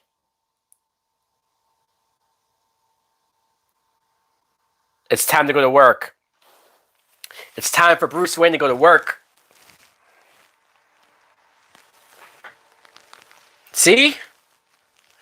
Ty wants it.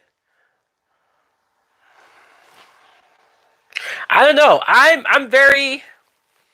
That would be pure torture. I don't know. Batman and Robin. I think the movie is a lot more fun if you just watch it to laugh at it, right? Like it's obviously a bad movie, but if you think about it, if it wasn't for Batman and Robin, we never would have gotten the Dark Knight trilogy. Like they had to get that bad for us to get the Dark Knight movies. Um, and he just dropped a bomb, and Batman just killed 50 criminals. Uh, Batman just killed so many people in this factory. Holy fuck. I obviously do not like Batman killing. Oh, I love the score, though. I love the score during this scene.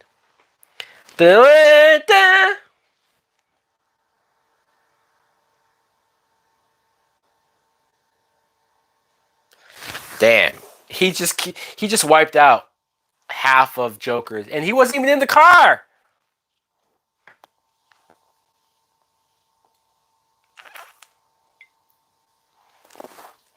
Of course, Joker was in a helicopter. I wonder if Batman thought Joker would be in there, and that's why he just said he was just like, I'm gonna fucking kill everybody. Once Batman found out or realized that Joker killed his parents, he just went like, I'm gonna kill everybody. I'm gonna kill everyone. I don't love that Batman kills. Um, oh, we got trust. Trust. Trust.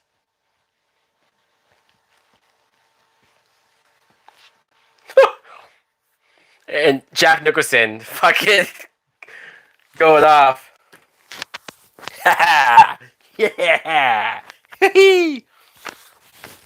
Hubba, hubba, hubba. Who do you trust? Now, I don't think you can tell in the movie, but I know in the comic book version of this movie, it's revealed that all of these dollar bills are fake. So he is putting out fake money to lure these people out here and then to kill them, which is very fucked up.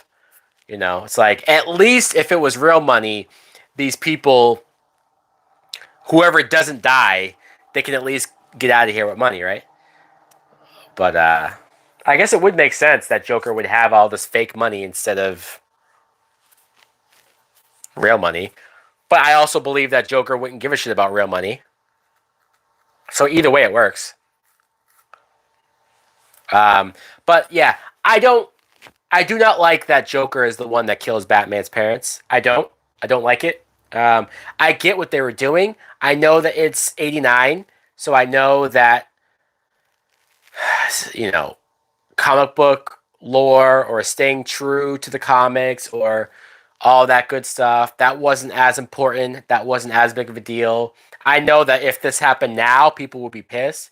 But the idea of Joker being the one that created Batman, I know they were looking at it more for the story and for this particular movie and having like, oh, Batman created the Joker because he dropped him into the chemicals, right?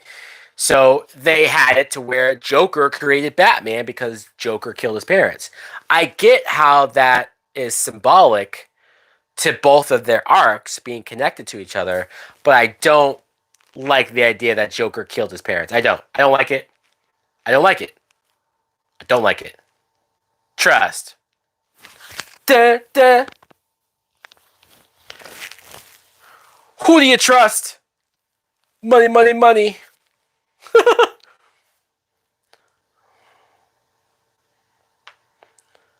Where is the Batman? At home, washing his tights. Even though he's not wearing tights, we established that he's wearing rubber. But I do like the line.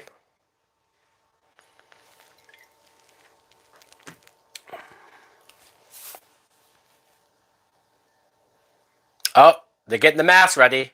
Mask! Put them on!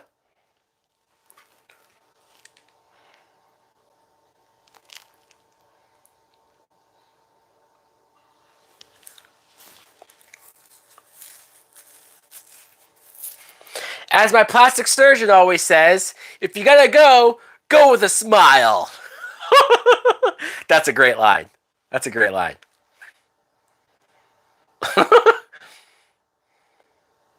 Oh, and there's the green gas. The Joker toxins coming from balloons. I do love the idea that Joker hid toxins inside balloons. It's so Joker. Like,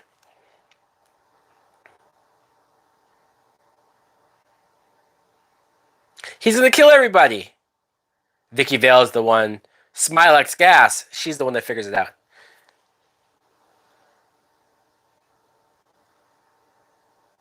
Oh, and people are dying. Or at least that guy fell. I don't know if he's dying. Oh, hey, Knox. What's Knox getting? Oh, Knox has a COVID mask. Look at that. Look at that. There's Vicki Vale's scream again. Boy, she loves to scream.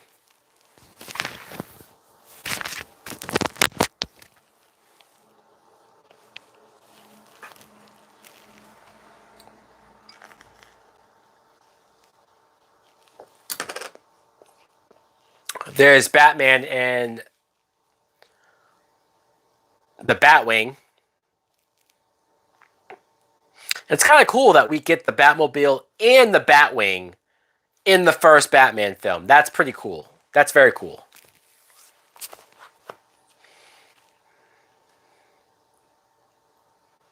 Oh, that looked like that sucked. The criminals are falling from the ropes of Joker's balloons there. I do love these shots of the Batwing flying around. I'm telling you, for 89, I know some people might watch this. Some younger people might go back and watch this movie and say, oh my God, it's so dated. Oh my God, it's so old and I can't go along with this. Like, there might be some young people who watch this and say that. They can't get into it. But I love it. And I love the fact that for 1989, they were able to pull off these moments that they pull off. You know? Because there are a ton of movies from the 80s that try to do big, high concept action scenes. And it just looks terrible. It just doesn't work. It doesn't look good. Like this, it's still at least like you're able to go with it. My balloons! He took my balloons!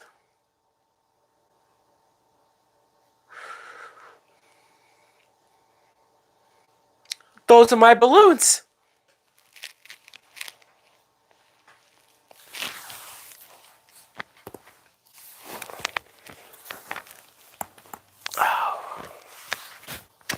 There goes the balloons!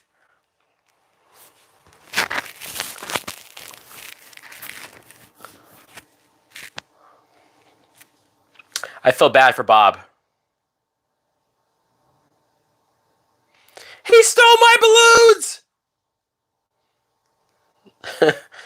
Why didn't somebody tell me he had one of those things?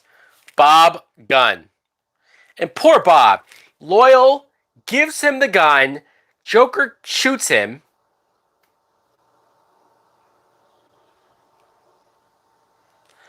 He killed Bob. Bob, his number one guy. And he kills him. Oh, the moment where over the moon. Yes! Fucking classic. I love it. I love it. That was an awesome shot. It doesn't really make sense why Batman would do that. It's only there to get that cool shot, let's be honest. And it is fucking cool. Good shit.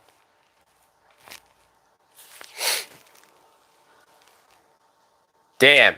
And you know Batman's here to kill because he has the machine gun out. He has the rockets out.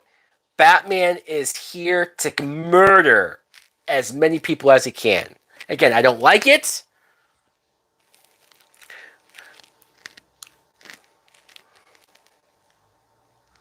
I do wonder when Michael Keaton comes back to the Batman, like he's gonna be in Flash, he's gonna be in Batgirl. I wonder if his Batman's gonna kill, or if they're gonna establish that his Batman kills. Like if that's just a normal thing for him.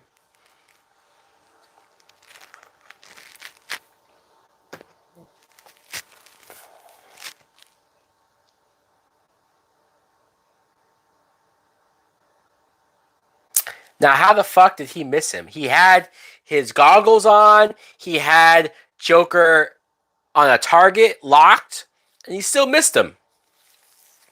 And Joker takes out this long pistol, goofy looking pistol, and he shoots the Batwing down. Oh, I love the score. The bell's ringing.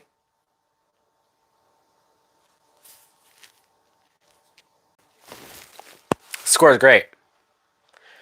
And the Batwing just crashed. You can tell that those cars are like Hot Wheels cars, like the miniature set. But in a lot of ways, it still looks better than shitty CGI. So, of course, Batman's not there. I like that Vicki Vale goes in there though to look for him, but he's not there.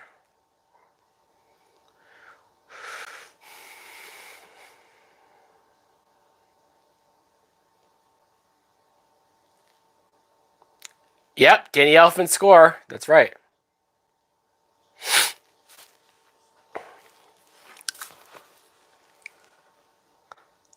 I better make it 10.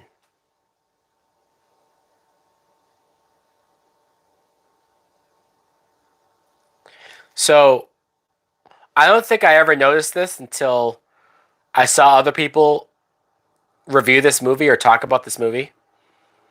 The fact that Joker seemingly as a last minute thing, hey guys, I'm going to take Vicki Vale into this church. We're going to go to the roof, to the top of it, and come pick me up in 10 minutes. But yet he somehow already has henchmen throughout the church or at the top of the church to fight Batman. And I'm like, yeah, okay, I guess you're right. Doesn't make sense, does it? But who gives a shit? Who gives a fuck, I guess, right?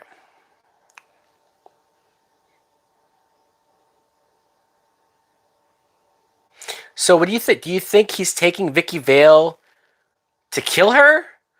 Or is he going to escape with Vicki Vale and going to do some, like, dirty stuff to her? Or, like, you know, what is exactly his plans for Vicki Vale? Is he just going to do the same thing he did to Alicia, right? He's just going to bang her and then scar her and then push her out a window?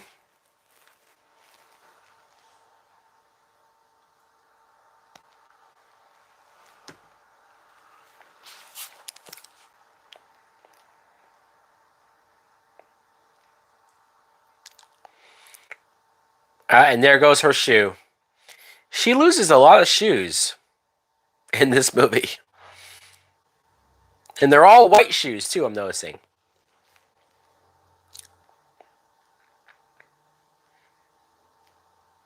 Oh, here comes the cops. It's about goddamn time. Why weren't the cops already at the parade if Joker already pre-announced that he was going to be there? So why wouldn't they have been there waiting for him to arrest him? I'm telling you, this Gordon sucks. I do like this very gothic score that Danny Elfman's doing right now. Almost sounds like a Phantom of the Opera or something. Oh yeah, this is where he sprays the acid onto the church bell to make it fall. I love that he has acid in his flower. Like it's so Joker. It's such a thing that I would see in the cartoons that I just love seeing it in a movie. I think it's the only movie where we see this. And there goes the bell. The bell's falling down. It narrowly misses Batman. Even Batman was like, "Whoa, that was close." Oh, and here's one of the dumbest moments of the movie. Again, by Gordon, the worst Gordon on film. Ready? So the bell just fell onto the entrance of the church, right? So the entrance way, and Gordon is trying to push the bell. Yeah. All right, guys, let's go. It's like, what the fuck? Did he really think he was going to move the bell? Oh, fuck. I just can't get over it. I can't get over it. Yeah. It's like he didn't even have anybody help him. He was doing it by himself. Idiot. I love seeing Batman's face is all cut up and he's injured. He's not 100%.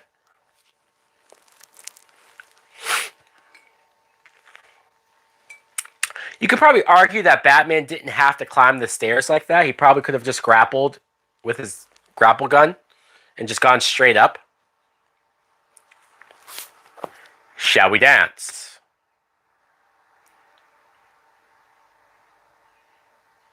I love Joker's voice. Oh, we have a flippy guy. Is this the same guy with the knives? Or is this a different guy? And Batman just knocked him out. No, that's a different guy. Twice. We had two moments where a guy was going nuts. And then and Batman just took them out with one blow. And Joker in the background dancing with Vicki Vale. Very creepy.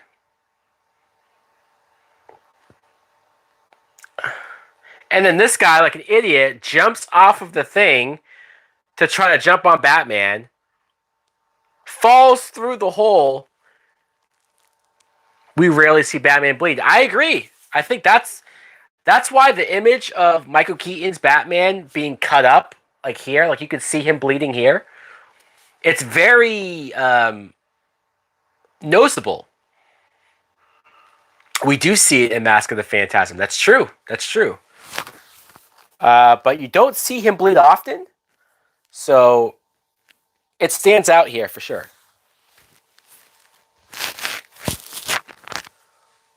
But yeah, that one guy that jumped off the thing and just fell right through the fucking floor. It's like these guys are idiots.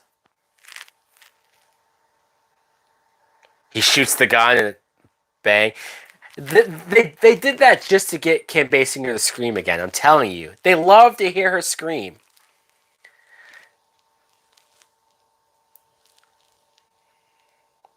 Oh, we got the black henchman who was kicking Batman's ass. Let's be honest.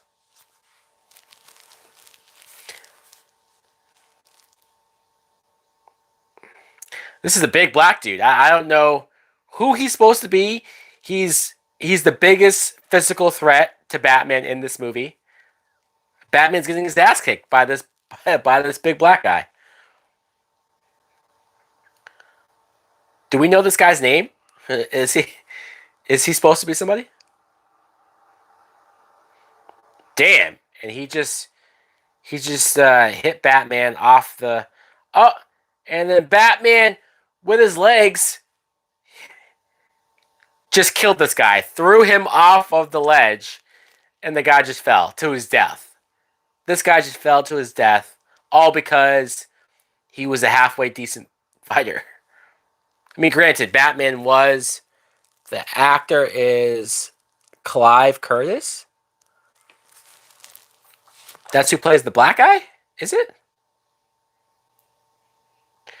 Beauty and the Beast.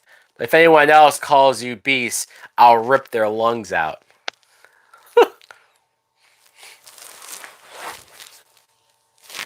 Of course, because he's the beauty, of course, right? Yeah.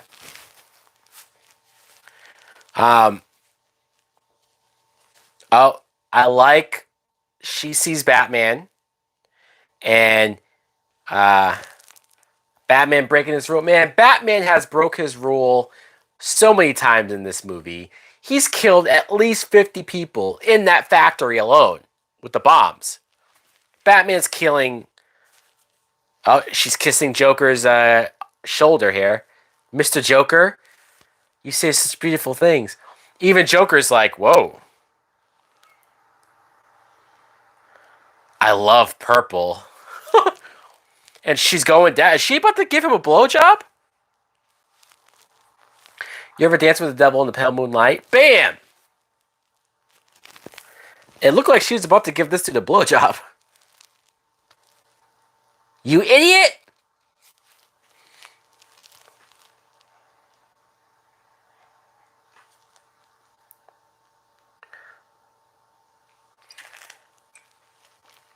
I love this scene. Batman just beating the fuck out of Joker. And Joker said, you made me. Which is true. Batman's just punching him. And Joker with the fake teeth, the false teeth, right? Even though he is bleeding. He tried to punch him and he hurt his hand. You killed my parents. See, Joker doesn't even know what he's talking about. You made me first.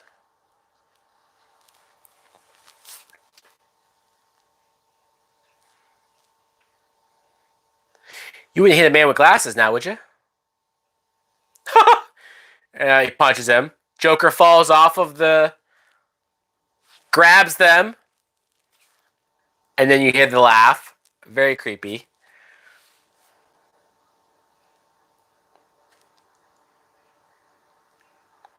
What are you laughing at? Stupid. I don't know. I get what they were doing. Here, let me lend you a hand. I still don't love the fact that Joker killed Batman's parents. I just don't. I don't like it. I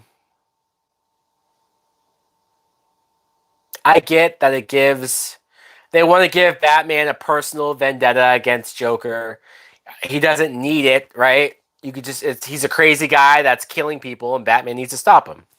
You don't need him to be the one that kills his parents. But that's just me.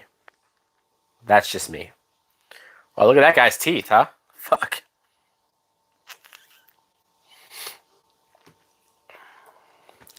Jack Nicholson dancing is the most entertaining thing, I think.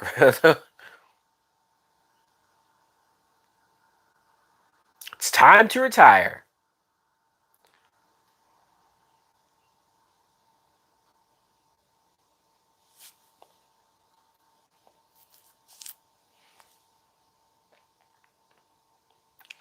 Sometimes I just kill myself.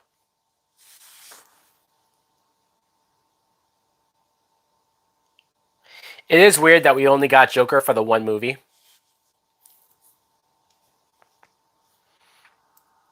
And then Batman...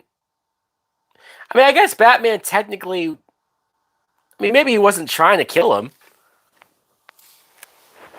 I would love to see a Batman Beyond with Michael Keaton's Batman. It's not really Batman's fault that the gargoyle broke so easily, right? I mean...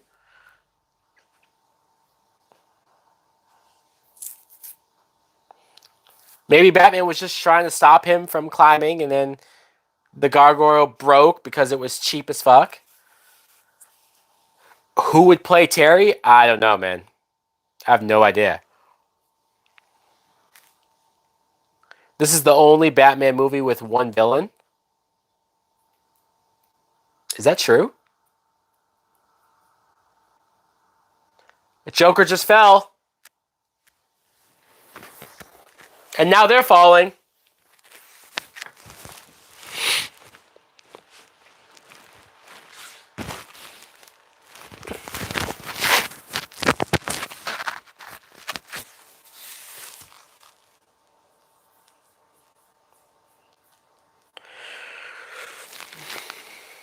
I mean, I guess you have a point. I guess this is cast Mike for Terry. I think I'm a little too old to play Terry McGinnis. Oh, this moment of Joker's dead body on the ground, but you still have uh, the laugh. This used to creep me out so much as a kid.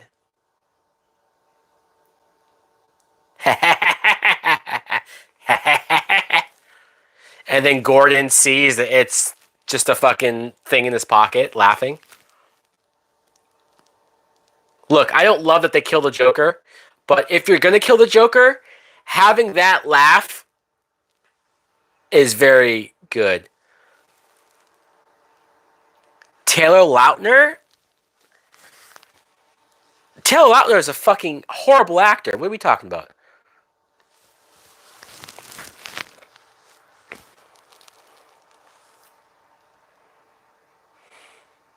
I like how Vicki Vale is just so over. Like, she's like, I don't care about the story. Joker could have survived that fall? No, there's no way. There's no way Joker survives that fall. Did you see how far that fall was? He was way too high up. No way.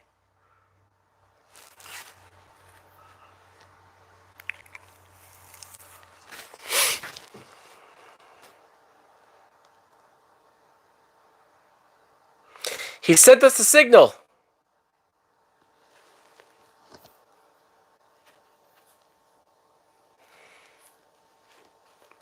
Yeah. No thank you for Taylor Lautner. No. No, fuck. Good God. Jesus Christ.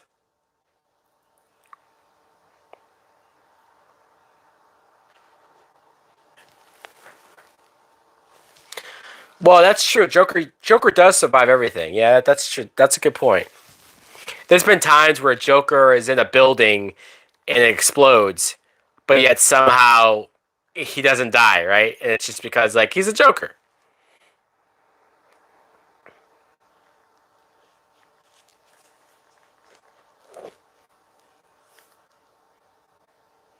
Alfred picking up Vicki Vale, which thank God he did that because Zac Efron as Terry. I think Zac Efron's a little too old to play Terry. Um, but to be honest, I don't think we're ever going to get Terry McGinnis in a movie.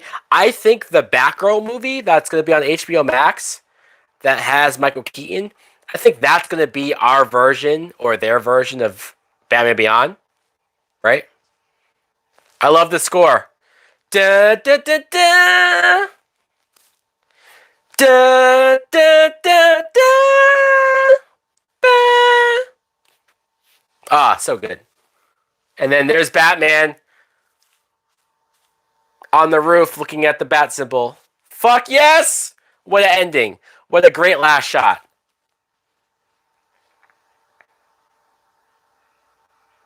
Da, da, da, da, da, da, da, da. Da, da. I want to see a Robin show of all three Robins and do it right. Well, that's what I thought Titans was going to do. I thought Titans would be our show where we got all three Robins. And technically, there is three Robins now with Tim Drake showing up, but it's such bullshit. You know, the Dick Grayson's okay on the show, but fucking, they fucked up Jason Todd as Red Hood. And I don't really care for the Tim Drake, so it's just, I don't know.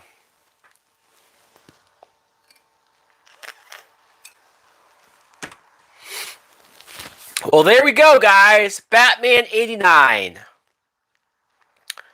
That was a good watch. That movie flew by. Fuck. Those 2 hours were quick.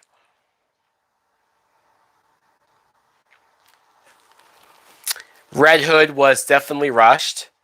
And I just don't think they did Red Hood justice at all. At all.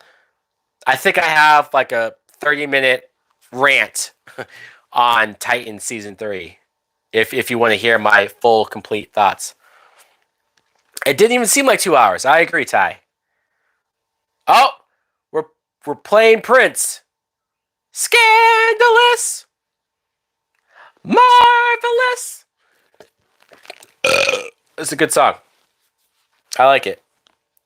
This might be my favorite Prince song on the soundtrack. Red Hood needs his own radar. I agree. If you did Red Hood right, if you did Red Hood justice, sure. But I'm not so sure I trust the Titans people to do Red Hood, or I don't know. I mean, I guess we could do a live action movie. Um, I have not seen the Peacemaker TV show yet.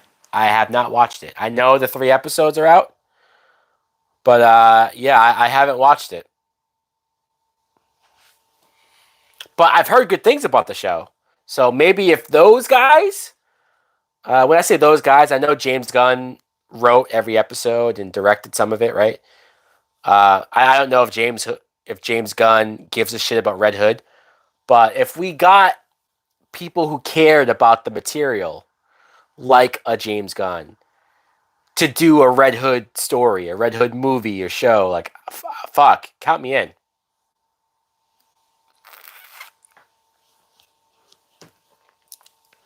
Oh yeah, I'm gonna laugh. Good. I can't wait then.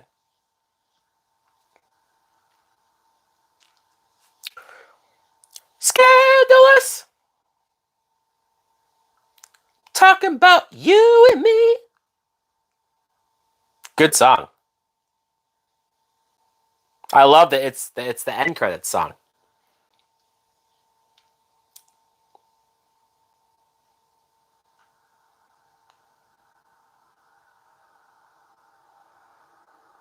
They filmed it in London, England, Pinewood Studios.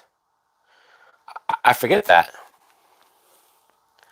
Let's just say I'm never going to see John Cena the same again. Hey, I already saw enough of John Cena. You know, I saw him in his underwear, his tidy whities for the Suicide Squad, and I saw him butt ass naked in Trainwreck, right? So I've seen plenty of John Cena. I'd be surprised if I saw something that shocking with him at this point. But there you go. The movie's over. I hope you guys enjoyed Batman 89. We will be back to do Batman Returns at some point. We'll have to figure out where. It's Is it the same place where the Batman was filmed? That's pretty cool. That's pretty cool. So it's going to have that similar look then, right?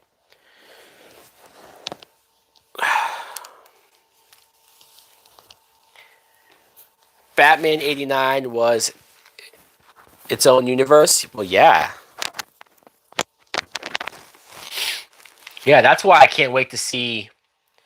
Like, if we see Barry Allen in the Flash movie go to that Gotham, like, what's that going to look like? You know what I mean? Like, a modern day interpretation of this Gotham. I hope they do it justice. I hope it doesn't just look like any old, you know, run of the mill city. You know, like, I want it to look like how fucking gothic and unique this Gotham looks when we see Michael Keaton back. Hell, Batgirl's HBO Max movie, her Gotham should look like his Gotham, if it's the same Gotham, right? Or maybe Michael Keaton comes to the DCEU and maybe we don't see a lot of his Gotham anymore.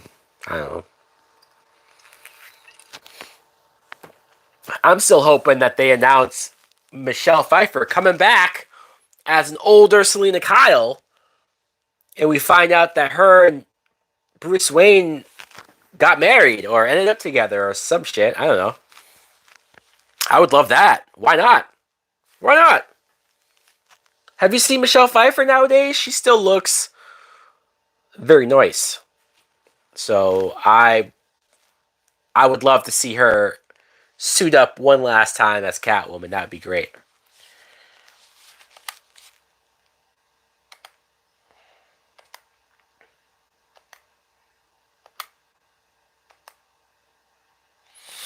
All right, so I hope you guys join me for the next stream of Batman Returns. I don't know when that will be, but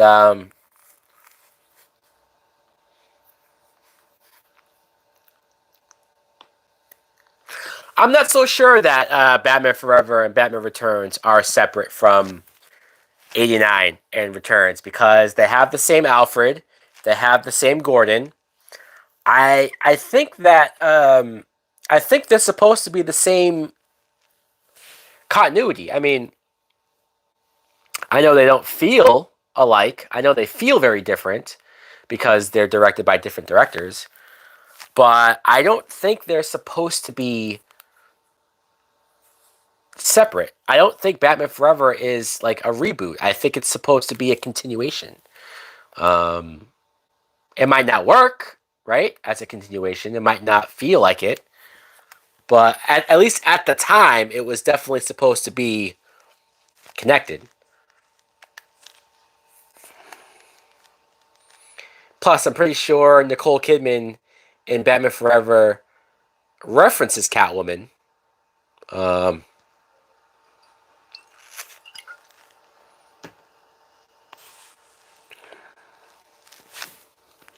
well, the Catwoman Michelle Pfeiffer movie was canceled. Yeah, yeah.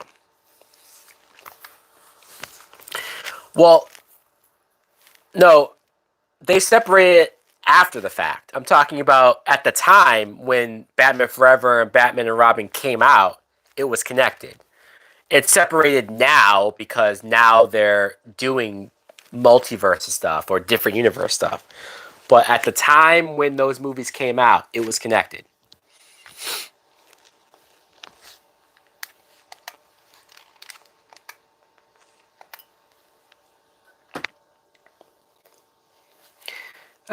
What do they have on here for special features? On set with Bob Kane, Legends of the Dark Knight, The History of Batman, Shadow of the Bat, the cinematic saga of the Dark Knight, parts 1 through 3. Beyond Batman, what is that? Oh, they got the music videos with Prince. They don't have deleted scenes. They it's all documentary stuff. They have something called Heroes and Villains, where I guess they just have each character is just talked about. I guess Batman. There's Vicki Vale, Alexander Knox, Commissioner Gordon, Harvey Dent, the Joker. Bob. The only villains in here is Joker and Bob the Goon. They have. Oh, okay. You know what? You know what we can watch? The complete Robin storyboard sequence. So there is an animated visualization of a scene from an early draft where Robin was supposed to be in this movie. Let's watch that really quick. So it was a pre-production storyboard where, can you imagine Robin was going to be in this movie? I wonder what that would have been like. How different would that have been? Okay, hold on. Let's pause this. When Batman went into production in 1988, Robin was still set to make a brief appearance. But by the time they began principal photography, the filmmakers felt that the relationship between Batman and Robin wasn't essential to the story, and script changes eliminated the Boy Wonder altogether. The following sequence is an animated visualization created using the film's original pre-production storyboards. The scene itself is from the final act of Sam Hamm's early draft, in which Batman is chasing the Joker through the streets of Gotham City. Although short, the sequence allows us to see an alternate introduction to Batman's crime-fighting partner. Wow. So, in the original script, Robin shows up. I don't remember how this goes down, so let's see this. So what, he just pops in at the end? Do we see his origin? Do we see anything? Okay. All right, we see somebody running. Who is that running? Who is this? Is that Bruce Wayne?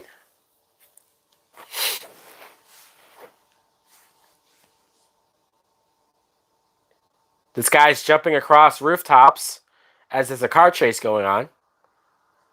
Is that Bruce Wayne or Robin? Oh, it's somebody walking across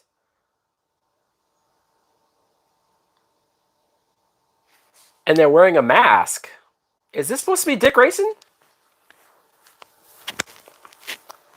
They're playing the Elfman score too over this. This is cool. Okay, somebody in a mask is riding a horse during this car chase. Thanks, Alfred. Oh, it's Batman. Batman is riding a horse. Oh, that sounded like Mark Hamill's voice doing the Joker. Okay, so Joker is in a van driving away from Batman on a horse. Batman's on a horse chasing Joker. Okay, we see some cops who are just standing around. They ain't doing shit. Oh, and the Flying Graysons. So it was supposed to be Robin's origin. Wow. So you see Robin, and he just sees them drive by.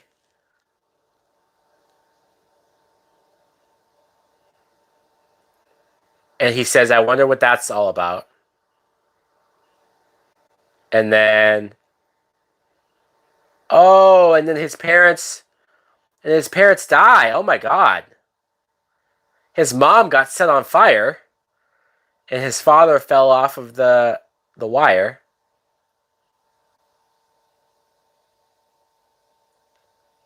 Okay, so this is just his origin. And Robin swings by. I mean, he's wearing like a circus outfit, right? He's on the roof of Joker's car.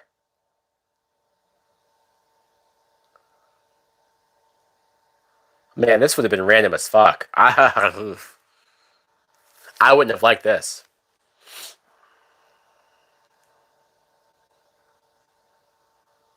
Although, to be fair, if I was a kid, and if this is how it was, I probably wouldn't think twice of it.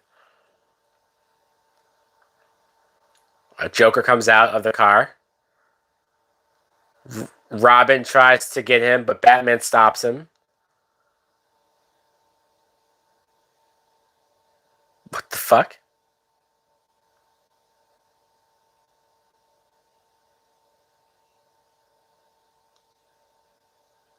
This is definitely Mark Hamill doing the voice. That's really cool.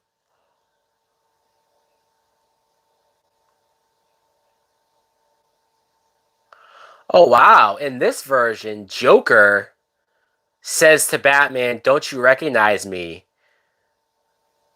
And Joker says, you made... So, wow, this is very different. Oh, Kevin Conroy did the voice as Batman.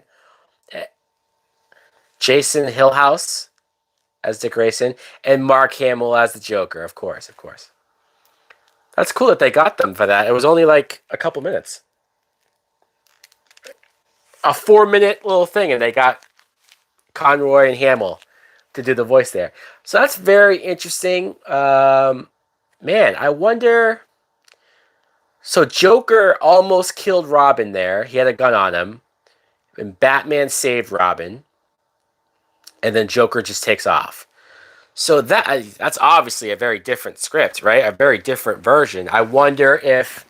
Would that be the only scene with Robin? Or would he have then been a part of the story? I don't know. I'm glad that they didn't go that way. I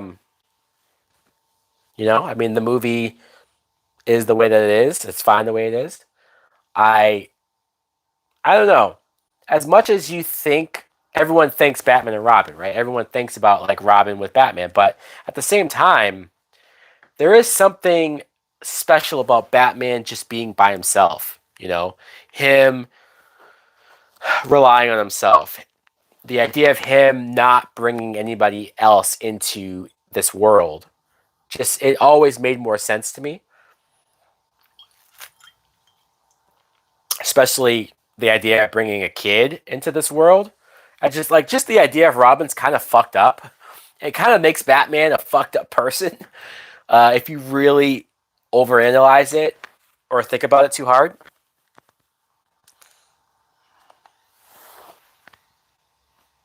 Um, but that was interesting. Okay. I know that Marlon Wayans was almost cast as Robin for if Tim Burton was doing Batman 3, which I think Tim Burton was going to call Batman 3 Batman Continues, and Tim Burton was going to cast Marlon Wayans.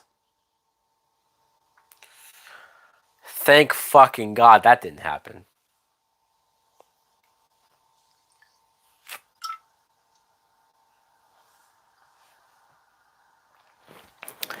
I just put on the trailer for Batman 89, the original trailer. It's a very cool trailer. I mean, it's not like there's like no music playing. It's just kind of scenes.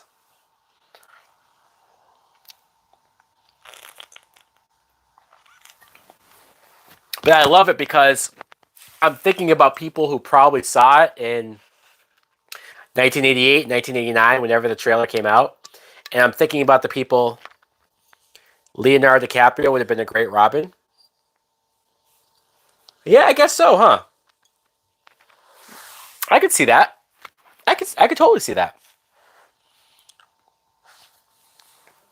But like imagine if you remembered the 60s show of Batman, and then if you saw this trailer and said, holy fuck, they're going this dark. Very cool, very cool. All right, guys. Well, I guess we'll call it a night. I hope you guys enjoyed the stream. I don't know when, but we will come back for Batman Returns at some point.